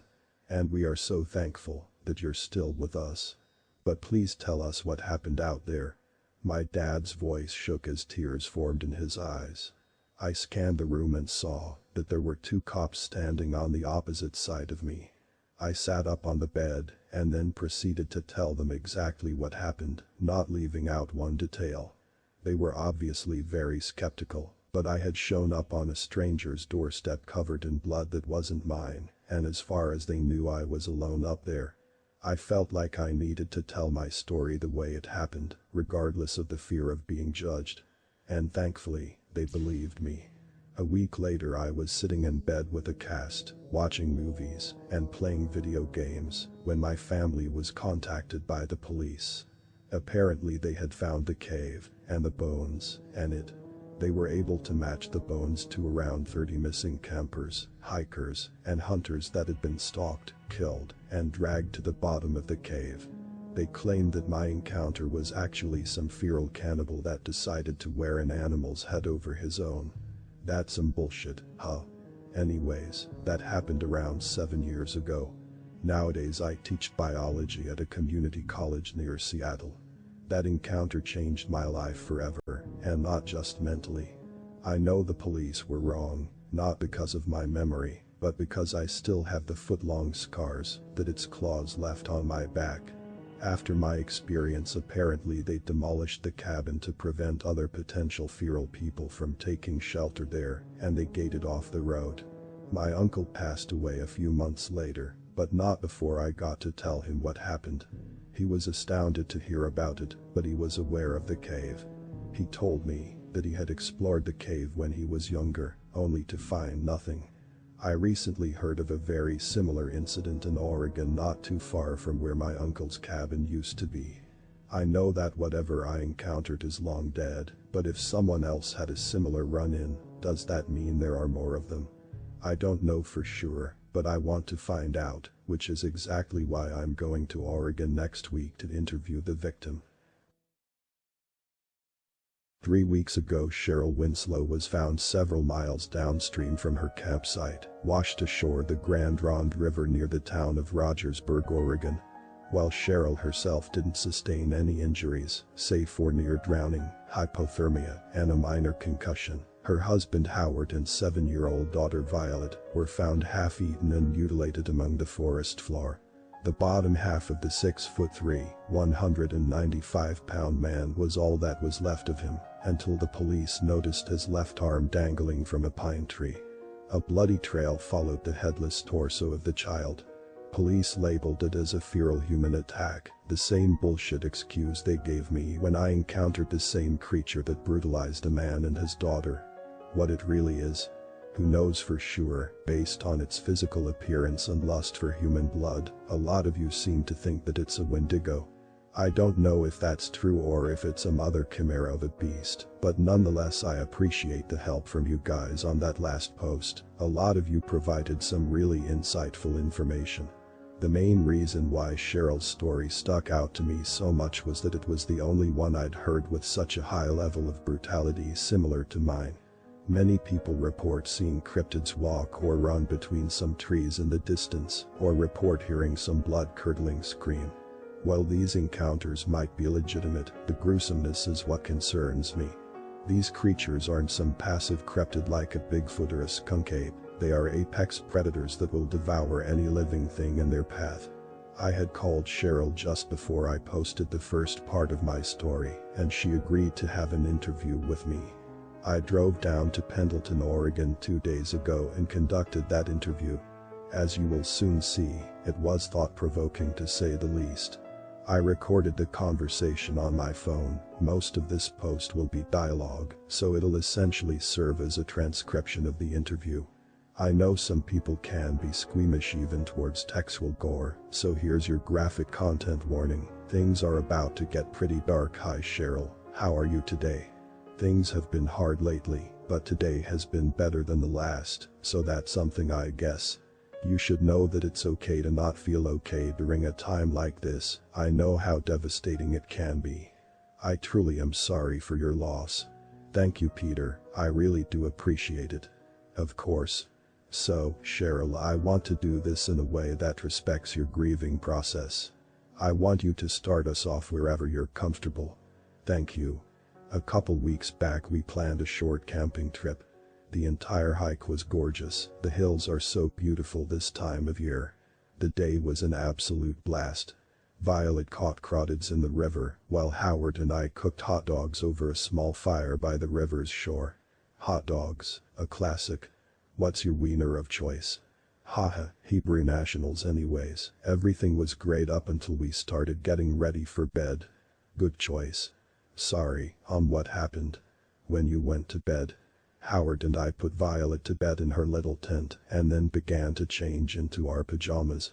Right before we hopped into bed, Violet came over to the front of our tent needing to go to the bathroom. Howard put on his headlamp and went with Violet into the woods to go pee. After a while they hadn't come back, so I decided to go out looking for them. I knew which way they had gone, so I decided to put on a headlamp of my own and follow them out into the forest. I probably made it 200 feet before I noticed the flashing. I'm sorry, the flashing. Yes, I didn't know what it was at first either, but then I got close enough for my headlamp to shine on this thing. It was horrible. It had this dark black fur. And these horrible antlers. But oh god, the face. When that thing looked at me I saw evil incarnate, because that's when I noticed the flashing was Howard. The creature had his torso entirely inside its canine mouth like a snake eating an egg. I have never been so terrified in my life, Peter. As the creature shook its muzzle, the headlamp my husband wore shook too. Christ, Cheryl, I'm so sorry. Do you need a moment? No, it's okay. Let's just continue. Okay, but feel free to take your time. Okay. Before I turned from the creature and ran, I caught a glimpse of my daughter. I'm sorry, maybe I do need to take a break. That's totally fine, I'll wait here. You take your time. Cheryl was very distraught to say the least. I knew she would be, as would any mother who just lost her closest loved ones. Cheryl's story was important to me, not just because I wanted answers, but also because I knew Cheryl wanted her story to be heard. I should also let you know that she consented to the release of her interview. Tears had formed in her eyes when her husband came up in conversation, but they began pouring when Violet came into the discussion. About 10 minutes later, Cheryl came back into the dining room. Okay, I think I'm ready. No worries, like I said, I want your grieving to be respected. You said you turned and ran from the creature when it looked at you. Oh, yeah, although, the past couple days I've been wishing I hadn't. Life has been so painful without them. But, when I ran I ended up running straight into the frigid river, hoping that whatever was behind me wasn't a great swimmer. I fell unconscious after a few minutes. Eventually I washed ashore nearby on the opposite side of the river. Some young couple skinny dipping in the river found me. If it weren't for them, I'd have died from hypothermia. Wow. Cheryl, thank you for sharing this all with me. I know how hard it can be to share a seemingly fantastical story, but I wholeheartedly believe every word you've said. I appreciate you talking with me today. Do you mind if I ask you a few follow-up questions before I head out? Actually, I know you mentioned that you had an experience of your own over the phone. What happened? Oh, well, basically I had visited an old cabin that belonged to my uncle. I agreed to help him work on it over the summer, but he suffered a heart attack a week before we were supposed to leave. I ended up going out there alone. It was admittedly a foolish thing. That night I saw a creature in the forest. I attempted to leave the cabin in my truck, but a mudslide pushed the truck over a cliff. The creature found me unconscious and dragged me from the truck back to its cave. Jesus. Yeah. Thankfully, I think they enjoy hunting more than feeding on the dead. It left me in its cave as it went back out to hunt. In a Deus Ex Machina type moment, I found an old flare gun in a backpack belonging to one of the creature's previous victims. When it came back, I shot the flare down its throat. Its head weight, you killed it. Somehow, yeah I did. I don't know how I got so lucky. Fuck this. If you killed that one I bet we can kill the one that took my Howie and Violet. Wait Cheryl, you can't be serious.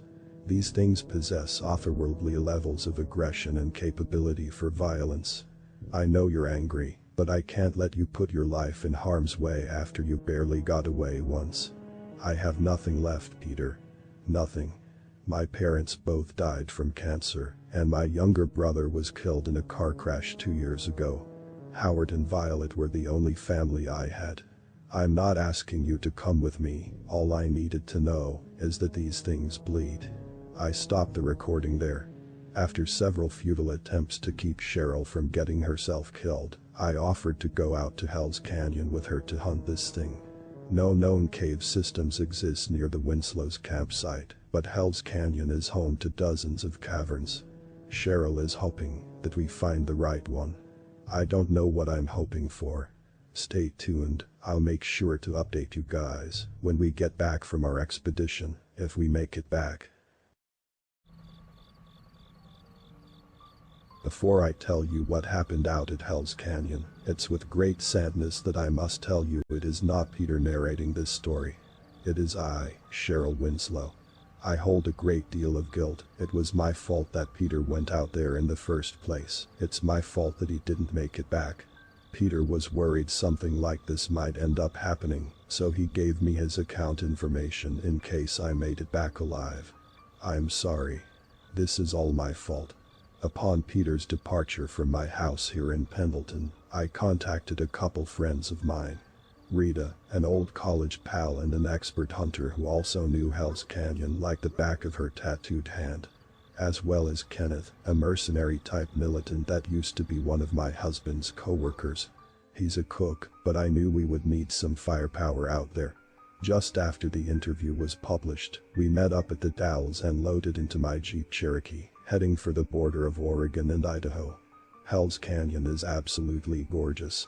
I would highly recommend going out to visit it if you get the chance, but as you may soon discover, it might not be the vacation spot it was once considered to be.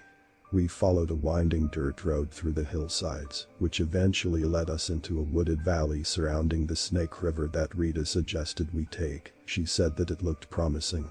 Boy, was she right. I hopped out of the driver's seat and swung the heavy black door shut. Y'all ready? Rita looked at me, raising an eyebrow as if to question my intelligence. Y'all? Really, Cheryl? What, are we in fucking Louisiana? She said with a grin on her face while pulling a hunting rifle and a box of .308 ammunition from the car.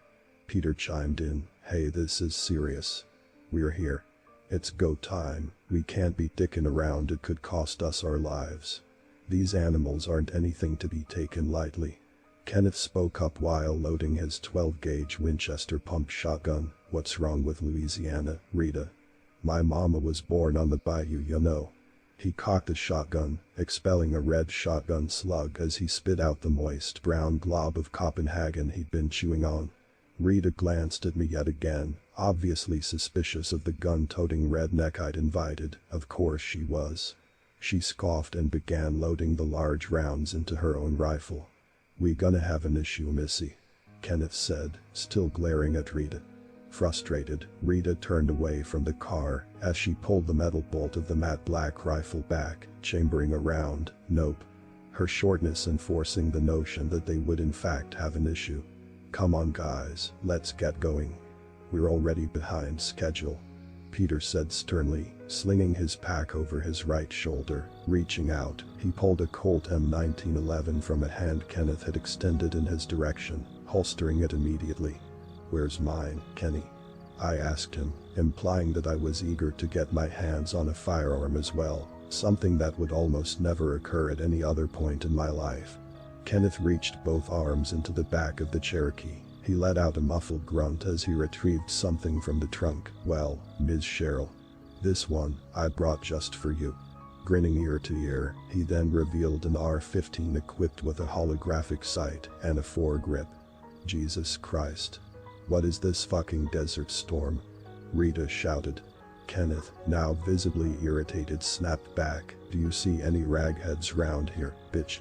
This sent my 1/4 Pakistani, although you could hardly tell, friend into a fit of rage. What did you just say, you son of a bitch? You might have some big guns, but I could kill you with my bare fucking hands, you inbred prick.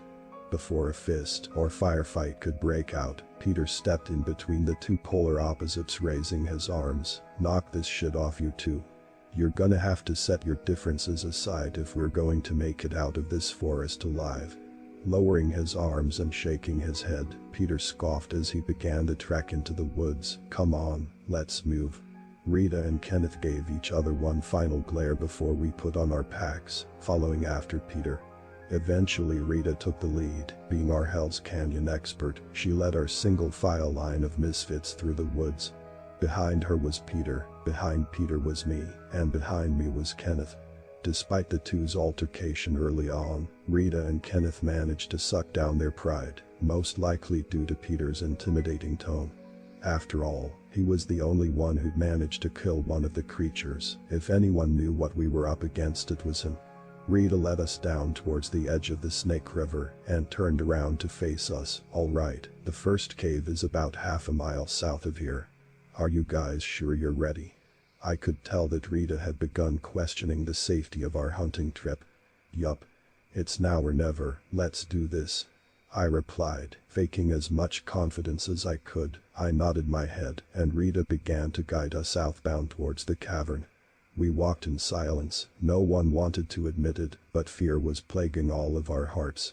After 20 minutes of trudging through thick brush and bramble, the wooded area opened up, revealing a rock face with a small, pitch-black gap just barely large enough to crawl into. Kenneth stopped in his tracks and threw his hands up in the air. "Oh hell no. I am not going in that fucking hole." Rita, instantly recognizing this opportunity, replied sardonically, "Don't be a pussy, Kenny," simultaneously glaring and grinning at Kenneth. Kenneth plopped his semi-overweight bottom down on a nearby rock, set his shotgun on the ground, and leaned back, putting his hands behind his head. "You are what you eat." A smug grin grew on his face as we all let out an audible groan. Peter, not wanting to give Kenneth any attention, began to debrief us. "Okay, whatever. Kenny, you stay up here. I guess you can keep watch. You two, let's get our headlamps on and do this thing." Sweat dribbled down the side of Peter's head, possibly from the warm thick air, possibly from the fear of what was yet to come. Rita and I nodded in agreement as we set down our packs and reached into one of the top pockets, pulling out LED headlamps with black straps. "Yes sir," Rita replied as she strapped her lamp on. "Let's do this." Rita once again led our descent into the dark cavern, hunting rifle on her back swaying as she crawled through the small opening. After a few minutes of claustrophobic crawling, muffled grunts, and several scrapes which had accumulated on our arms, the cavern expanded. Peter pulled a red flare from his back pocket. Upon striking the flare, the damn cave was illuminated with a bright red light. "Here we are," Peter declared, pulling the handgun from his leather holster and sliding the hammer back, double-checking that the pistol was in fact loaded. Rita swung the hunting rifle from her back and into the palms of her calloused hands. "So, what do we do if we see one of these things?" Peter, straight-faced, turned around and answered Rita's question. "Shoot it. Till it drops to the fucking floor." He turned back around and began to lead us further down into the cave. Eventually, we came across a solid rock wall blocking any further movement. "Shit, dead end," I said, frustrated that we hadn't found what we were looking for, relieved that we hadn't found our demise. "Back to square one," Peter said, letting out a sigh as he began to trudge back up to the mouth of the cave. We successfully managed to crawl out of the cave and back into the bright, eastern Oregon sunshine. However, as we exited the cave, all three of us immediately noticed something. Kenneth was gone. Peter, cupping his hands around his mouth, began to shout into the woods, "Kenny! Kenny! Kenny, where are you? Fuck." Just then, something cracked on the forest floor. We all swiveled around immediately. Walking out from beneath the dark canopy was a 6-foot-tall figure. It was Kenneth. Zipping up his dirty jeans and presumably wiping piss on the blue denim, he cracked a smile and exclaimed, "You didn't think one of them beasties got me, did ya? Christ, Kenny. What the fuck?" I yelled, furious that he hadn't either peeked closer to the cave or just held it in. Rita rolled her eyes. "Oh, thank goodness," she responded, once again slinging the rifle behind her back. I did the same. After the initial spelunking mission, we investigated 5 more similar limestone caverns to no avail, before setting up camp for the night. We had found a small clearing in the woods, and unrolled our sleeping bags, lit a small campfire, and began to discuss our next move. Peter sat upon a log near the fire pulling a can of warm Pabst Blue Ribbon from his pack. He began brainstorming. "There's a shit ton of caves in this area. It could take weeks, maybe months before we thoroughly explore each one of them. Maybe we should just call it a trip and head out in the morning. We can always potentially come back after we do some more research." He sipped the warm beer, grimacing. "Fuck that. We have plenty of supplies. We can stay out here for at least a week before we need to head back into town. I'm not leaving until we find something, I frustratingly replied, my mind clouded with the thought of revenge, not heeding the warning Peter had given us. Makes no difference to me, I'll take any opportunity to spend a night underneath the night sky. Rita laid on top of her insulated, blue sleeping bag. Standing up she declared, hey, I have to pee, I'll be right back. We all turned towards her. Are you sure you want to go alone? I asked, remembering what had happened earlier with Kenneth. She nodded her head, her thick brown hair bobbed along with it illuminated by the orange light of the campfire. Yeah, I have a shy bladder. Pete, can I take your Colt with me? Prefer to be caught with my pants down holding a handgun, rather than scrambling for my bolt action. Yeah, sure, here you go. Peter stood up from his log and leaned over towards Rita, handing her the small, silver hand cannon. Thanks, I'll be right back. Save a beer for me? Rita asked, smiling, before heading into the woods. Peter raised his white cannon her direction. You got it. Just like that, my friend had vanished into the darkness of the thick wooded region. She had grown up with divorced parents. Her mom taught her the ways of activism and strength through femininity, while her dad taught her the ways of the hunter and strength through nature. I trusted her to be on her own even more so than Kenneth, our resident militant. Speaking of the gun nut, Kenneth had set his shotgun against the side of a pine tree and zipped open his large green pack, pulling out a small yellow cooler.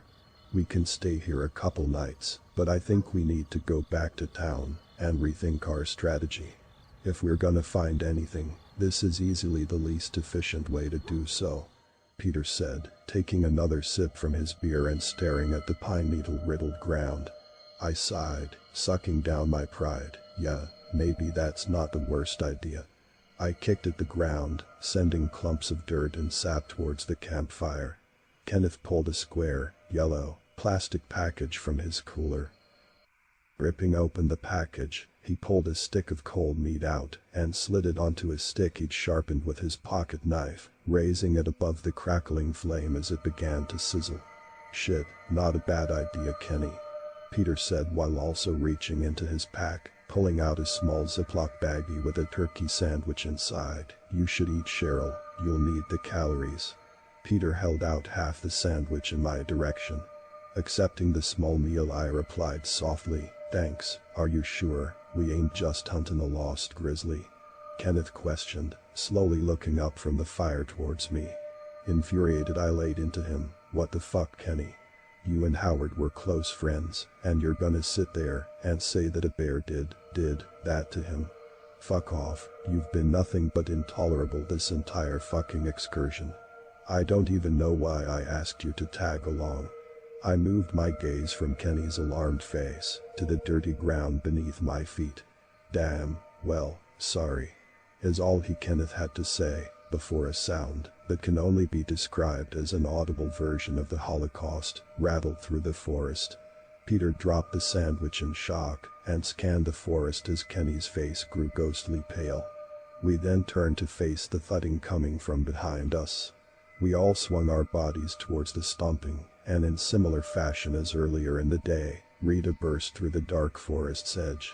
Panting, Rita bent over and put her hands on her knees. Holy shit.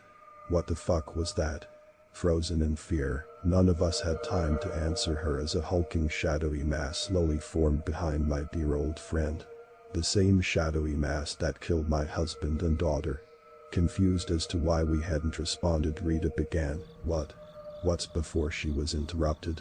A large, furry, brown, clawed hand with a palm the size of a dinner plate wrapped its razor-sharp talons around Rita's skull. She barely had time to scream or fight back before the thing twisted her head off of her spine like the cap of a beer bottle.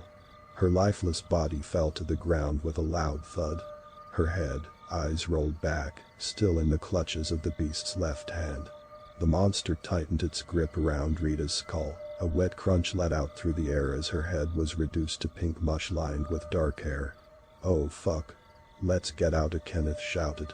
But before he could even think to stand up, a pair of antlers which resembled a Norwegian black metal band's logo burst through his rib cage. Being raised up into the air, his flailing body vomited up a few globs of blood before the second beast, with gray fur, stood up at a towering 10 feet tall, pulled him from its antlers, and ripped him in half vertically like a piece of fleshy construction paper. Blood showered Peter and I. As the droplets collided with the campfire, a quick sizzle escaped the hot orange flame. The 6-foot-long halves of Kenneth dropped to the ground, squishing and expelling more gore from his insides. Peter dove for Kenny's Winchester, which still leaned upon one of the nearby trees. "Cheryl, start running," Peter shouted in my direction, whilst he grabbed a shotgun and aimed for the gray monstrosity that now lunged at him. Bang! Peter pulled the shotgun's trigger, nailing the creature in its left shoulder, staggering it as it let out a harsh screech. The blood coursing through my veins had been replaced with dread, but nonetheless I took this opportunity and made a mad dash in the direction of the car. It was over 2 miles away, but it was the only chance of escape we had. Peter followed. And so did the brown creature, eventually followed by the gray one once it had regained its balance. R-15 pounding against my back, I sprinted through the forest, crunching twigs and leaves as I dodged thick tree trunks in the night shroud of darkness. After making it about 150 feet, I foolishly took a peek over my shoulder, just in time to see the same large brown hand reaching for my head as it did Rita's. Eyes widened with visceral terror, the palm met the top of my skull, plucking me up off the ground, as if I were an ant. I screamed, kicked, and swatted at the creature as it licked its muzzle with a long, wet purple tongue. In an instant, accompanied by a blinding flash and a deafening crack, the creature's cranium was tore from its skull, as a slug left the barrel of the Winchester, sending me onto my ass and its lifeless body to the ground. "Fucking go, Cheryl," Peter commanded towards me, as a large gray hand grabbed him by his upper leg and dangled him in the air. With a swift rip the creature had gripped Peter's shoulder and separated his torso from his legs, spilling his entrails onto the ground with a sickening plop. Peter met his gruesome fate because I chose to go out there. The guilt I feel is immeasurable. All 3 of my friends had been murdered by these beasts. And I wasn't going to go down without a fight. I reached behind my back and yanked the high-powered assault rifle into my hands, left hand on the foregrip and right index finger on the trigger. With a mix of rage, terror, and self-preservation, I let out a shrill scream as my finger rapidly pressed down on the heavy trigger, sending dozens of 5.56 rounds flying out of the barrel and into the forest. Not one hit the creature. At least, not until the final click did a round leave the chamber and soar directly into the creature's right eyeball. The eye erupted, spewing blood and optic fluid like a volcano of gore, as the thing let out the worst noise I'd ever heard. Now holding its bloodied eye with its right hand, the thing snarled at me one more time before trotting into the darkness on all 4s, whimpering. I wish I could have stayed and mourned my dear friends, but I knew that I couldn't let their deaths be meaningless. I had to make it out of Hell's Canyon alive. By the time I made it back to the car it was dawn, the gentle blues and oranges reflecting off the windshield of my black Jeep Cherokee. Thankfully I had remembered to attach the car keys to a carabiner and clipped it to my belt. I removed the keys and opened the car door. As I put the keys into the ignition, the thought of my friends' corpses swam through my mind. I drove to the closest ranger station and alerted them to what had happened. Simultaneously dumbfounded and suspicious, they went out to where I had just left. Hours passed before they came back. Ultimately they couldn't figure out what happened. There were no remains found of either my friends or the monster.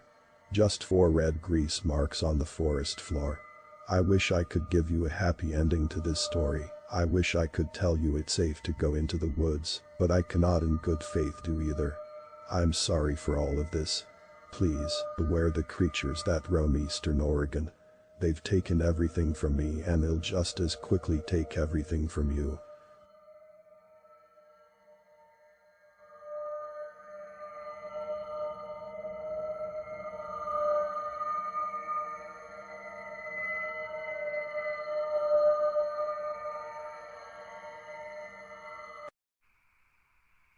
My name is Bill Greenfield, and I used to own Wayward Video. Wayward Video was ahead of its time, a VHS rental business that was accessed through catalog. You'd be given one catalog at the beginning of the month and had the option to order up to 5 VHS tapes for the entire month for the low price of $29.99. The tapes would arrive in the mail, and when your month was up, you'd send them back to Wayward Video. My entire business operated out of my small trailer in the small town of Gosmer, on the edge of the Mojave Desert. It was just me, my cousin Johnny, and my dog Gator. Gator was the brains of the operation, as most of the time Johnny and I sat around smoking things we'd find in the desert and shooting the shit. As far as our business, it was fairly profitable. I'd just received the orders, go to my shed specifically built to store the movies, and keep them in good, cool conditions, package and mail them. Johnny would make the trek to town, and mail about 10 to 15 videos a day. It was enough business to keep our lot rent paid, and provide us with a nicer cushion of money than our neighbors in the trailer park. The other end of Wayward Video was the return of said VHS movies. Most customers rented the maximum 5 tapes, and sometimes you wouldn't get all 5 tapes back. Other times, the films would be damaged or taped over. Let's just say, I saw a lot of personal things on the tapes I probably shouldn't have. On the hot desert nights, Johnny and I would sit in HQ, our little air-conditioned shed that held our wares, crack open a cold one, and check the return VHS tapes for damage. Each one only took a few minutes, as we'd skip through fairly quickly, however we never missed a defect in the tapes. One grueling and hot night in the arid landscape, Johnny, Gator and I were up late, reviewing the week's return tapes. We had 2 different orders that had returned that day, the first being 3 children's tapes, and the second untouched and not examined. After sitting through The Land Before Time, The Never-Ending Story and The Last Unicorn, my patience for the last film was thin. While it only took a few minutes, it never ceased to jar me, seeing those movies zip by so fast like that. It always made me think, is this how God sees us? Flashes of our defining moments, whizzing by and soon forgotten. I didn't like the thought. Well, Johnny, Gator, think y'all can finish up? That animated crap gave me a headache. I said with a yawn. Come on Bill, it's one more movie. You can't do one more out here with me. You know I don't like it out here on my own. Johnny protested, bushy blonde eyebrows curling up in slight anguish. You're not the one who's gotta wake up and package all those dang tapes, Johnny boy. You'll be fine. Besides, you got Gator. In response to his name, the mutt looked up at me with his big, brown, puppy dog eyes. Gator whimpered as I reached for the last tape and examined the package it came in. Regina Fairway, 1732 McKinley Boulevard, Las Vegas, Nevada. The address wasn't from too far away. Most of our clients were from the Southwest, as we charged more based on the distance. I carefully removed the VHS tape from the package and read the label. Heathers. I had heard of that movie at the time. Back then I thought it was some chick flick about catty high school drama. Having seen it now, I was mostly correct. I popped it in the small VHS player, hooked up the microscopic box set TV we had in there just for the purpose of checking the tapes out.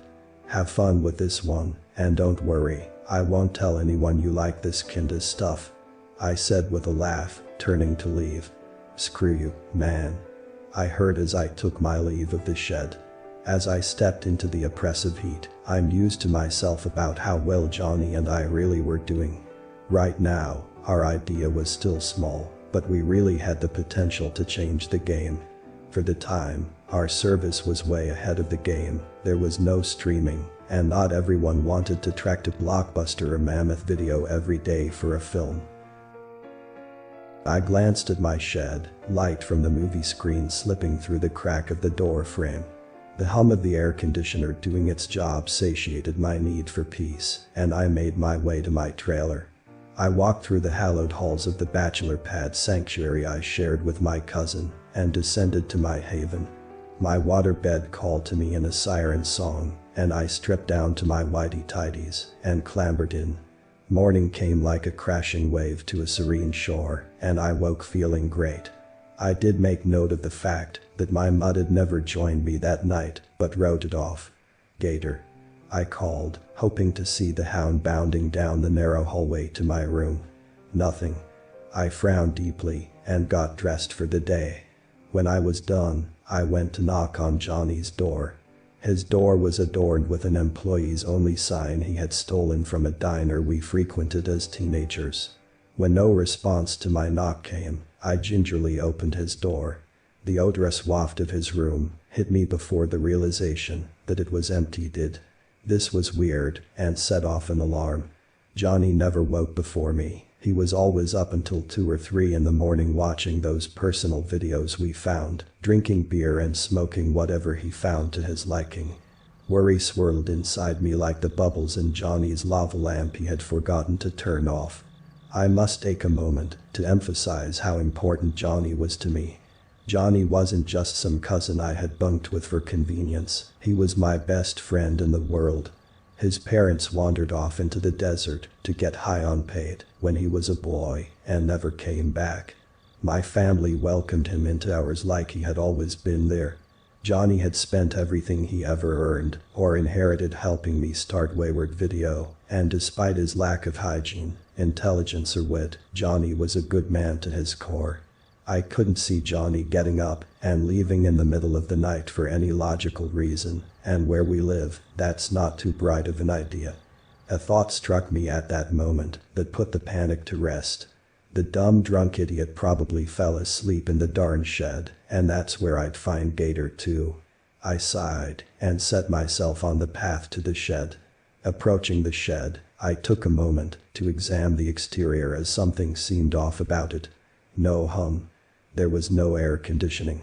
That was strange, because it was easily 110 degrees, and I just could not see how Johnny could comfortably sleep in the stuffy shed when it was that hot out. I trepidatiously tuned the handle and cracked open the door. "Johnny. Gator. Are you here?" I said in a hushed tone. The light of the open door did not illuminate much, and it appeared as though the TV had lost power as well, because there was no light from that to show Johnny's whereabouts either. "Get out, Bill." I heard it come from somewhere in the shed, however I had no idea where it was coming from. I heard a low growl next, and cautiously stepped back as I spoke. "Johnny. Are you guys alright? What's going on, man? Why is it so dark?" My body was outside of the shed, and I was shaking with fear. Thoughts danced in my head and floated around. I breathed in the hot, damp air from that damned shed, and prayed to God I got clued into whatever was going on and quick. I set out, "Bill."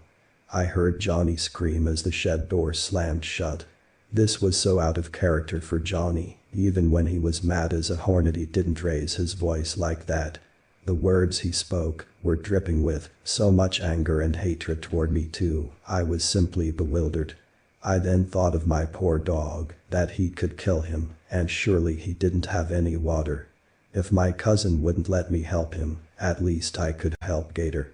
"John, I need you to send Gator out. He can't be in there, he's gonna need some food and water."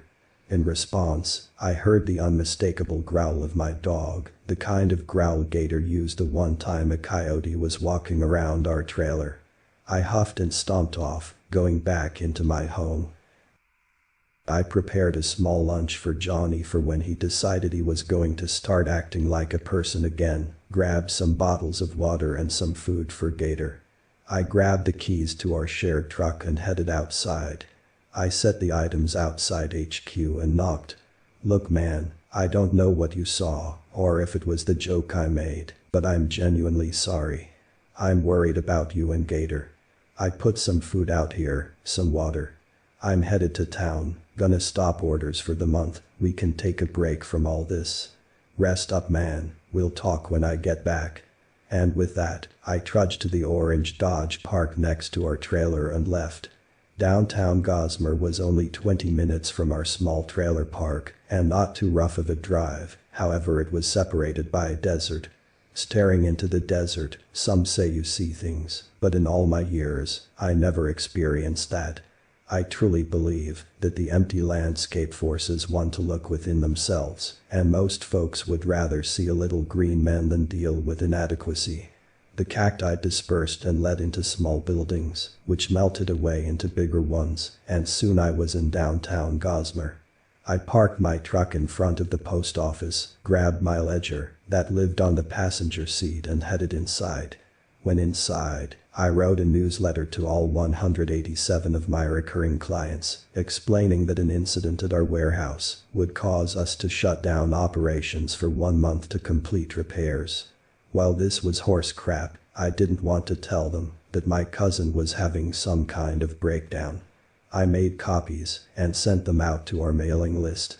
I then made my way to the bank across the street, where I suspended all of the charges to my clients, much to the branch manager's chagrin. This would run me a pretty penny. Most of my customers would be understanding, but I was bound to lose business in all of this. Still, I could tell something serious was going on with Johnny, and I knew I had no choice in this. Hopefully, I'd be able to figure this out and get my business back on track. I finished my outing with a trip to the diner, and I got a table for one. My waitress was a high school sweetheart of Johnny's, Sarah Jane. "Where's that stud muffin that's always tied to your hip, Bill?"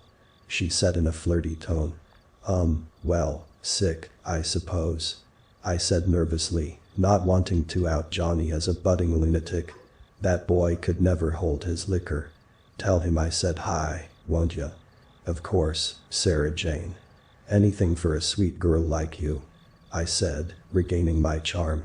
The lunch was hollow without Gator and Johnny. I felt afraid, alone and empty. Everything that was important to me looked like it might slip away, and here I was, eating my feelings in our crappy local diner. I had to find out what was going on with Johnny. I waved Sarah Jane over. "Sarah, have you ever seen Heathers? The girl movie?"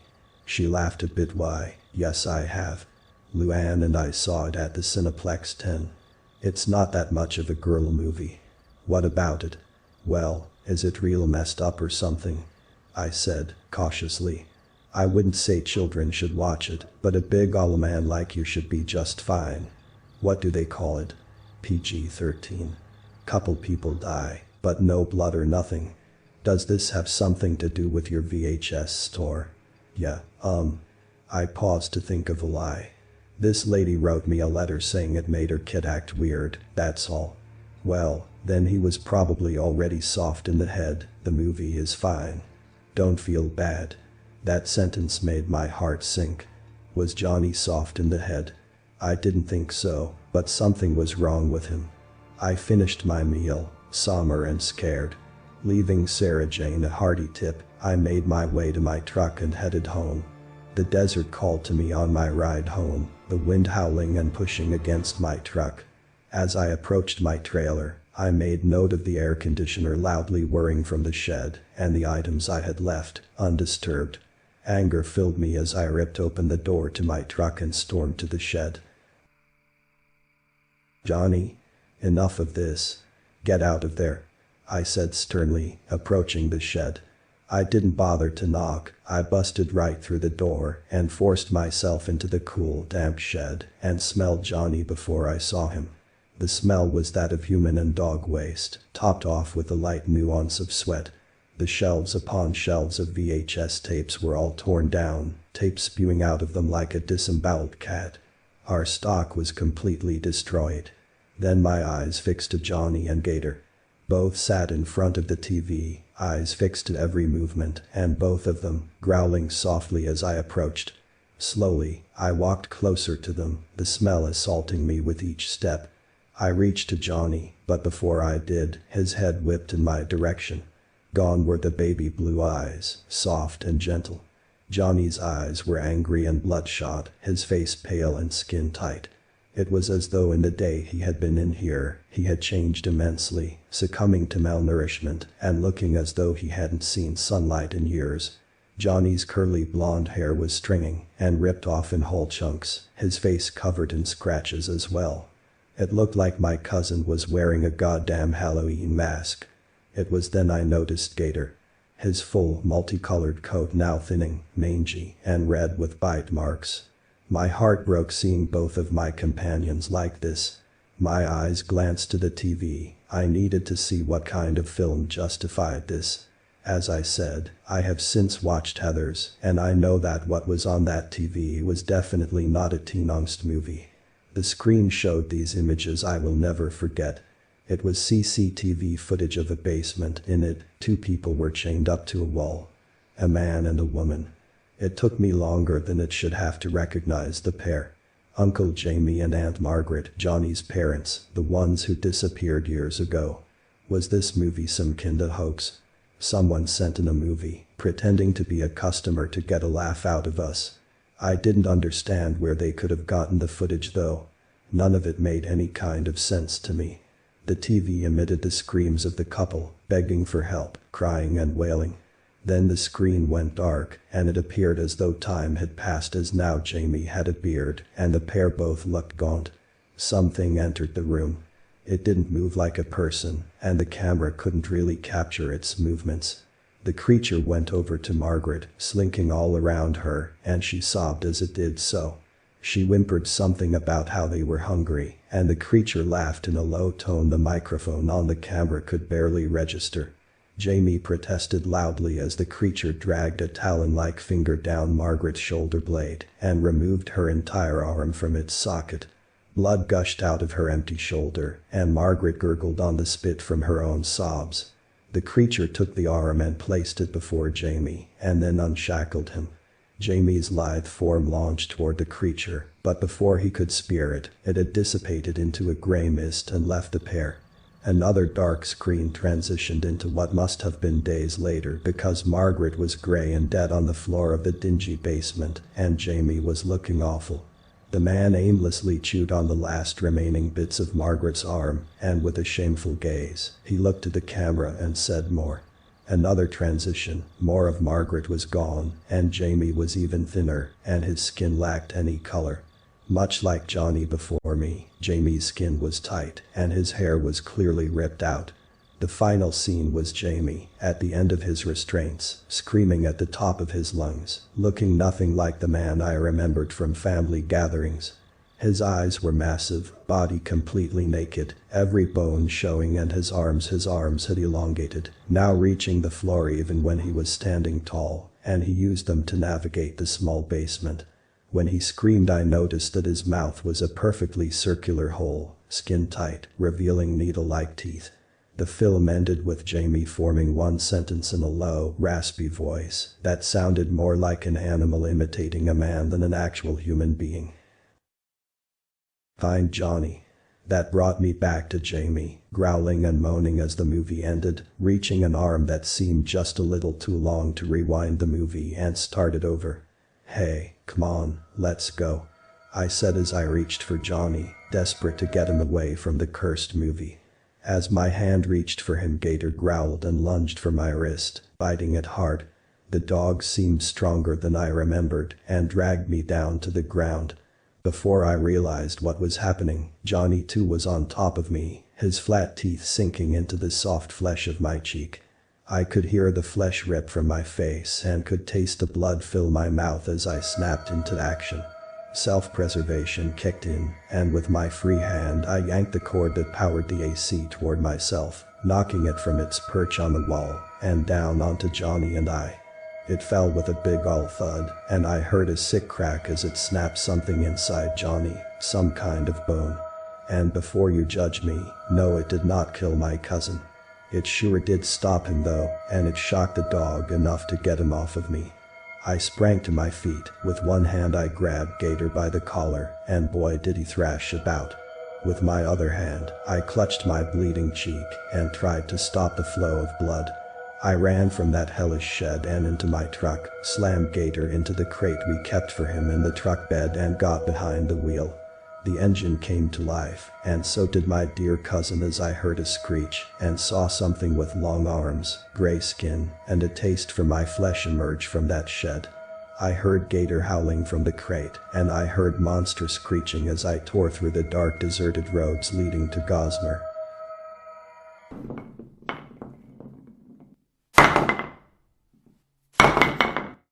I could hear Johnny gaining on me, and I checked my rearview mirror to see two of those things chasing me. I swear to God, if you let me live, I swear I will never skip church again. Please God. I rambled off prayers as I saw the outline of Gossamer in the distance. One of them let off a massive roar as it launched itself in the air and landed on the hood of my pickup truck, and it was then that I crossed over into downtown Gossamer. The thing turned around to look at me. It looked just like the thing that used to be Uncle Jamie, but honestly it could have easily been Johnny. It spoke in that animal-like tone.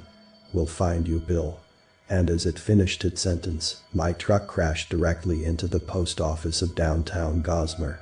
I woke up to find the creatures gone, sirens wailing in the distance and the sound of a barking, frantic gator. I prayed he and I would survive this before fading back out of consciousness.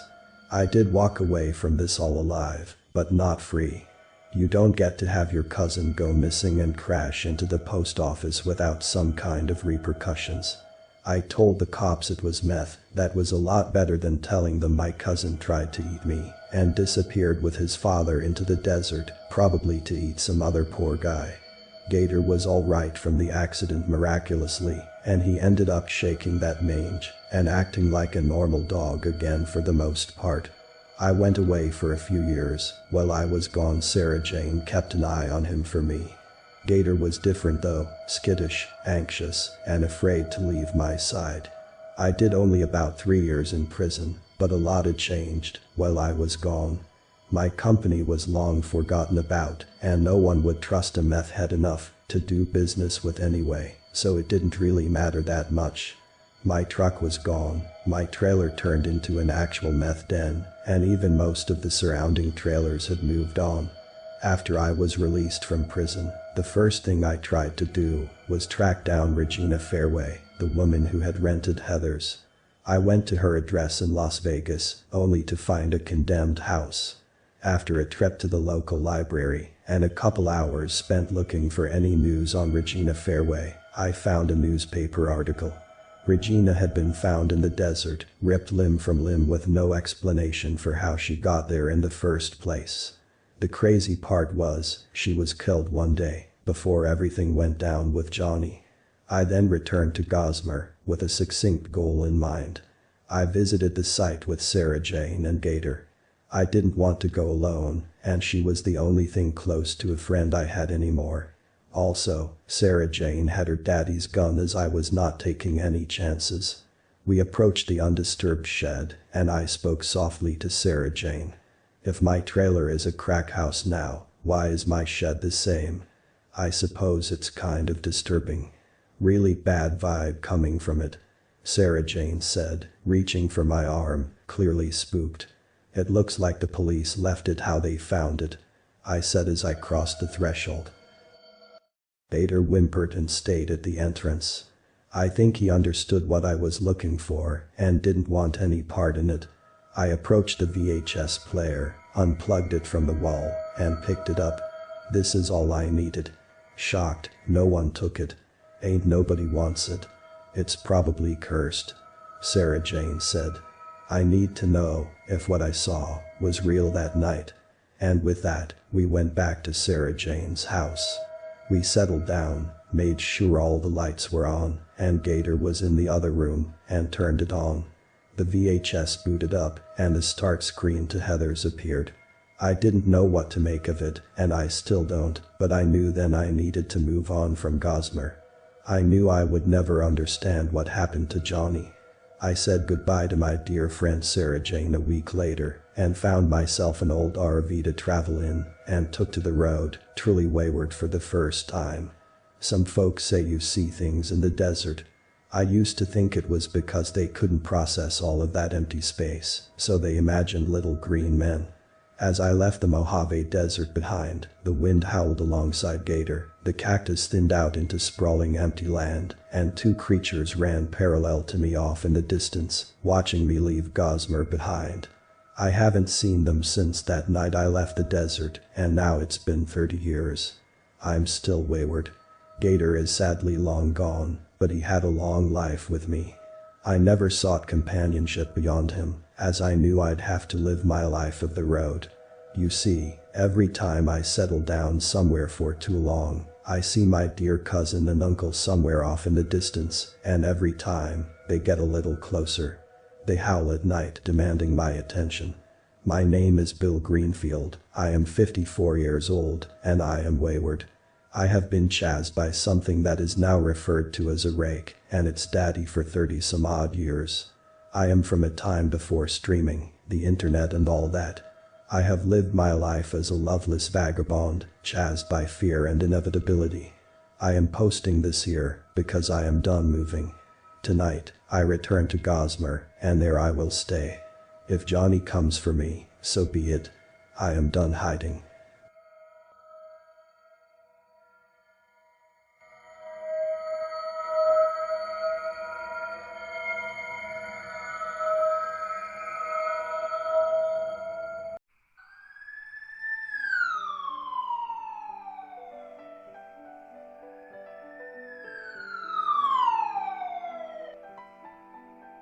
You hear that sound?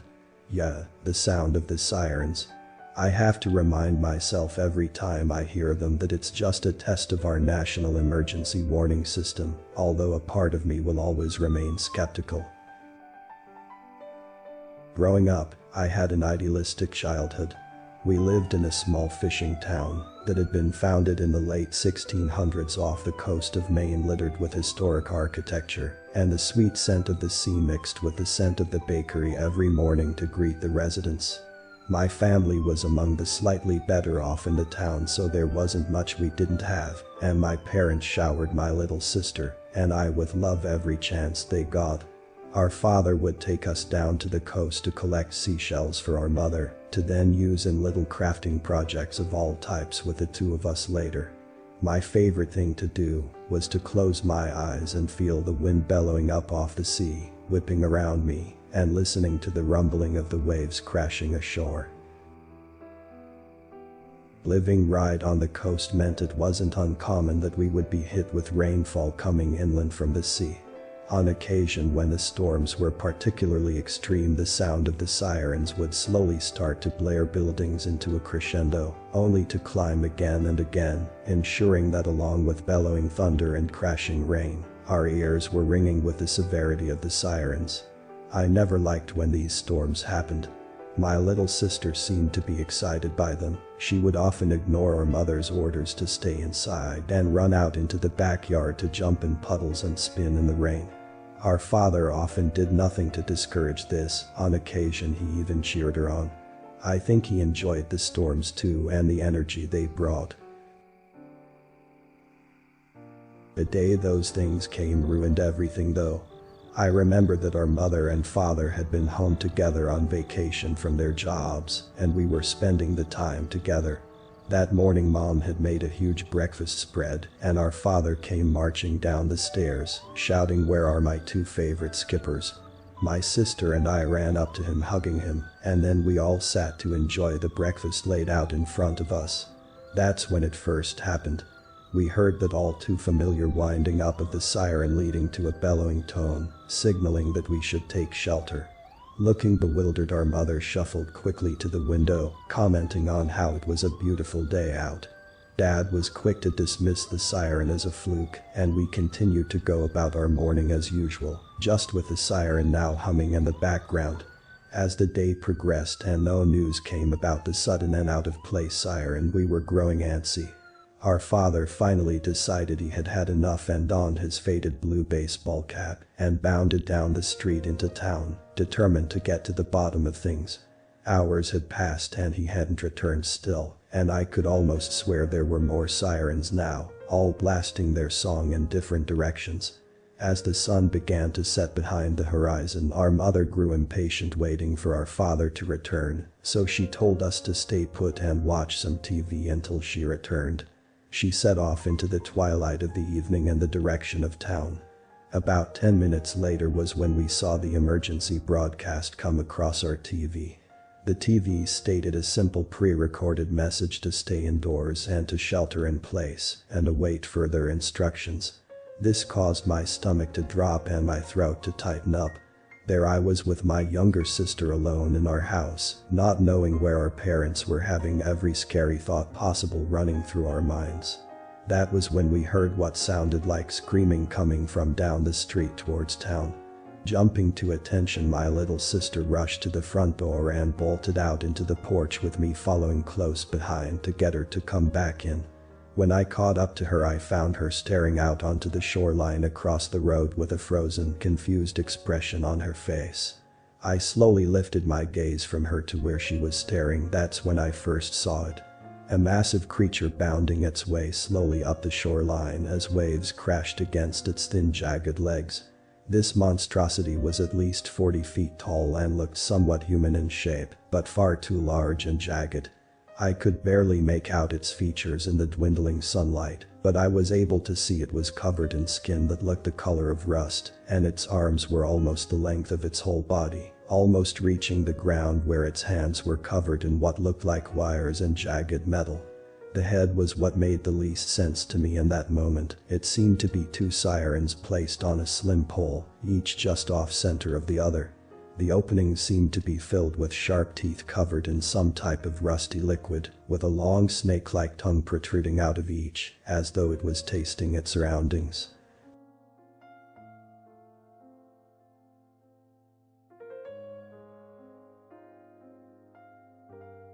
I noticed out of the corner of my eye something moving below the creature, between the fence line separating the beach from the grass field we lived across from. It was a person, I was sure of once I saw them stand up and make a run for it toward a boat shack about 50 feet away from them. It wasn't long before the creature seemed to take notice of the person, and it blasted out what seemed like a battle cry and bound after the person, swooping them up in its sharp claws. The person screamed for dear life as the creature raised it to its heads and began to what looked like shredding them alive, spraying blood and body parts far and wide. I stood watching, frozen in fear, when I heard another siren bellow.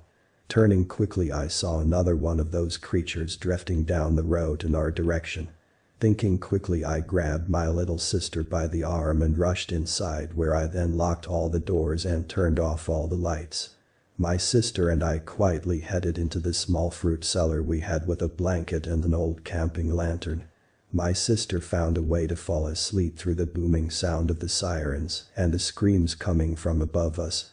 I sat in that dingy room made of compacted dirt for hours, with my mind transfixed on what could have happened to our parents.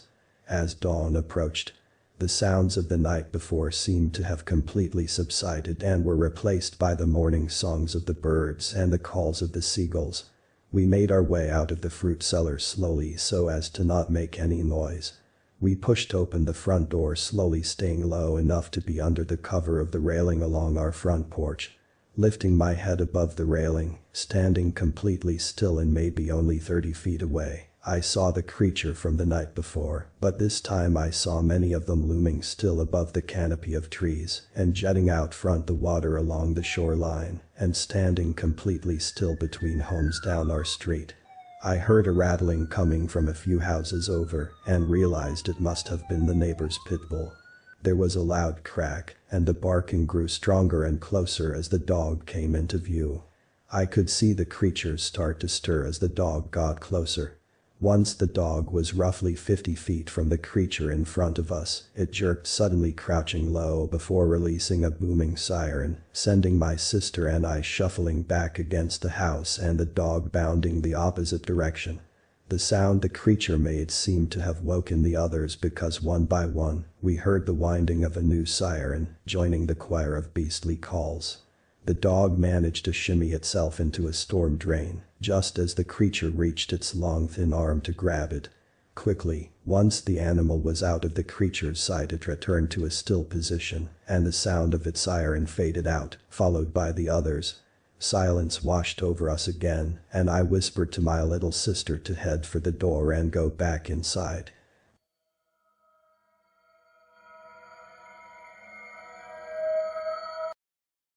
Every few hours we would hear the sirens bellow out their hunting call again, and each time we did, my sister and I would sink and cower deeper and deeper into the cellar.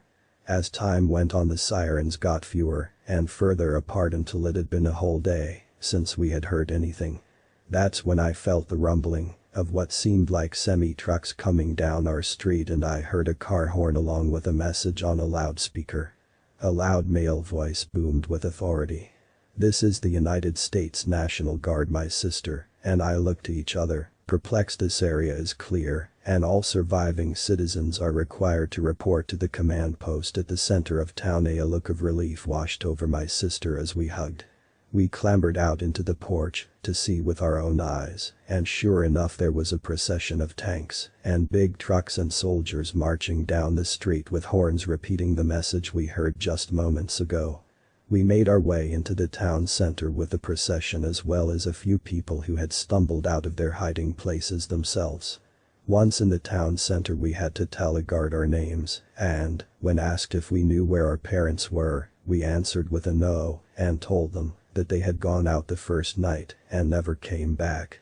The guard led us to a tent with a few other children we recognized and left us there to wait. Some time later, that same guard came in asking for us both to follow him once more, and he led us to what looked like a medical tent. It was in there, on a cot in the corner, we saw our mother, who was crying tears of joy, wrapping us up in her arms, one of them wrapped up in bandages. Instantly the world stopped, however, as the booming sound of a siren bellowed out through the air. My blood ran cold and my mother grabbed us both, and we ran outside. There, bounding down the street, was another one of those creatures, only moving much faster and seeming even more aggressive than the ones before. Soldiers ran forward, shooting at it seemingly to no avail, only making the beast angrier and more vicious. That's when I noticed, stuck to a jagged piece of flesh on the least, was a faded blue baseball cap splattered in crimson. Before I could articulate what that meant, a blast came from the sky, sending bits of the creature flying in all directions.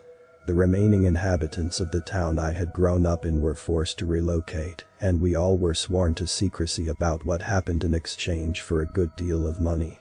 The official story released by the US military was that a sudden massive storm battered the town and surrounding area, causing catastrophic damage and causing a nearby nuclear reactor to become unstable. This of course rendered the area too dangerous for humans to live there, resulting in the relocation of the remaining population not taken from us by the storm waters. When you hear the sound of sirens, just listen carefully, and if you hear more than one, stay hidden.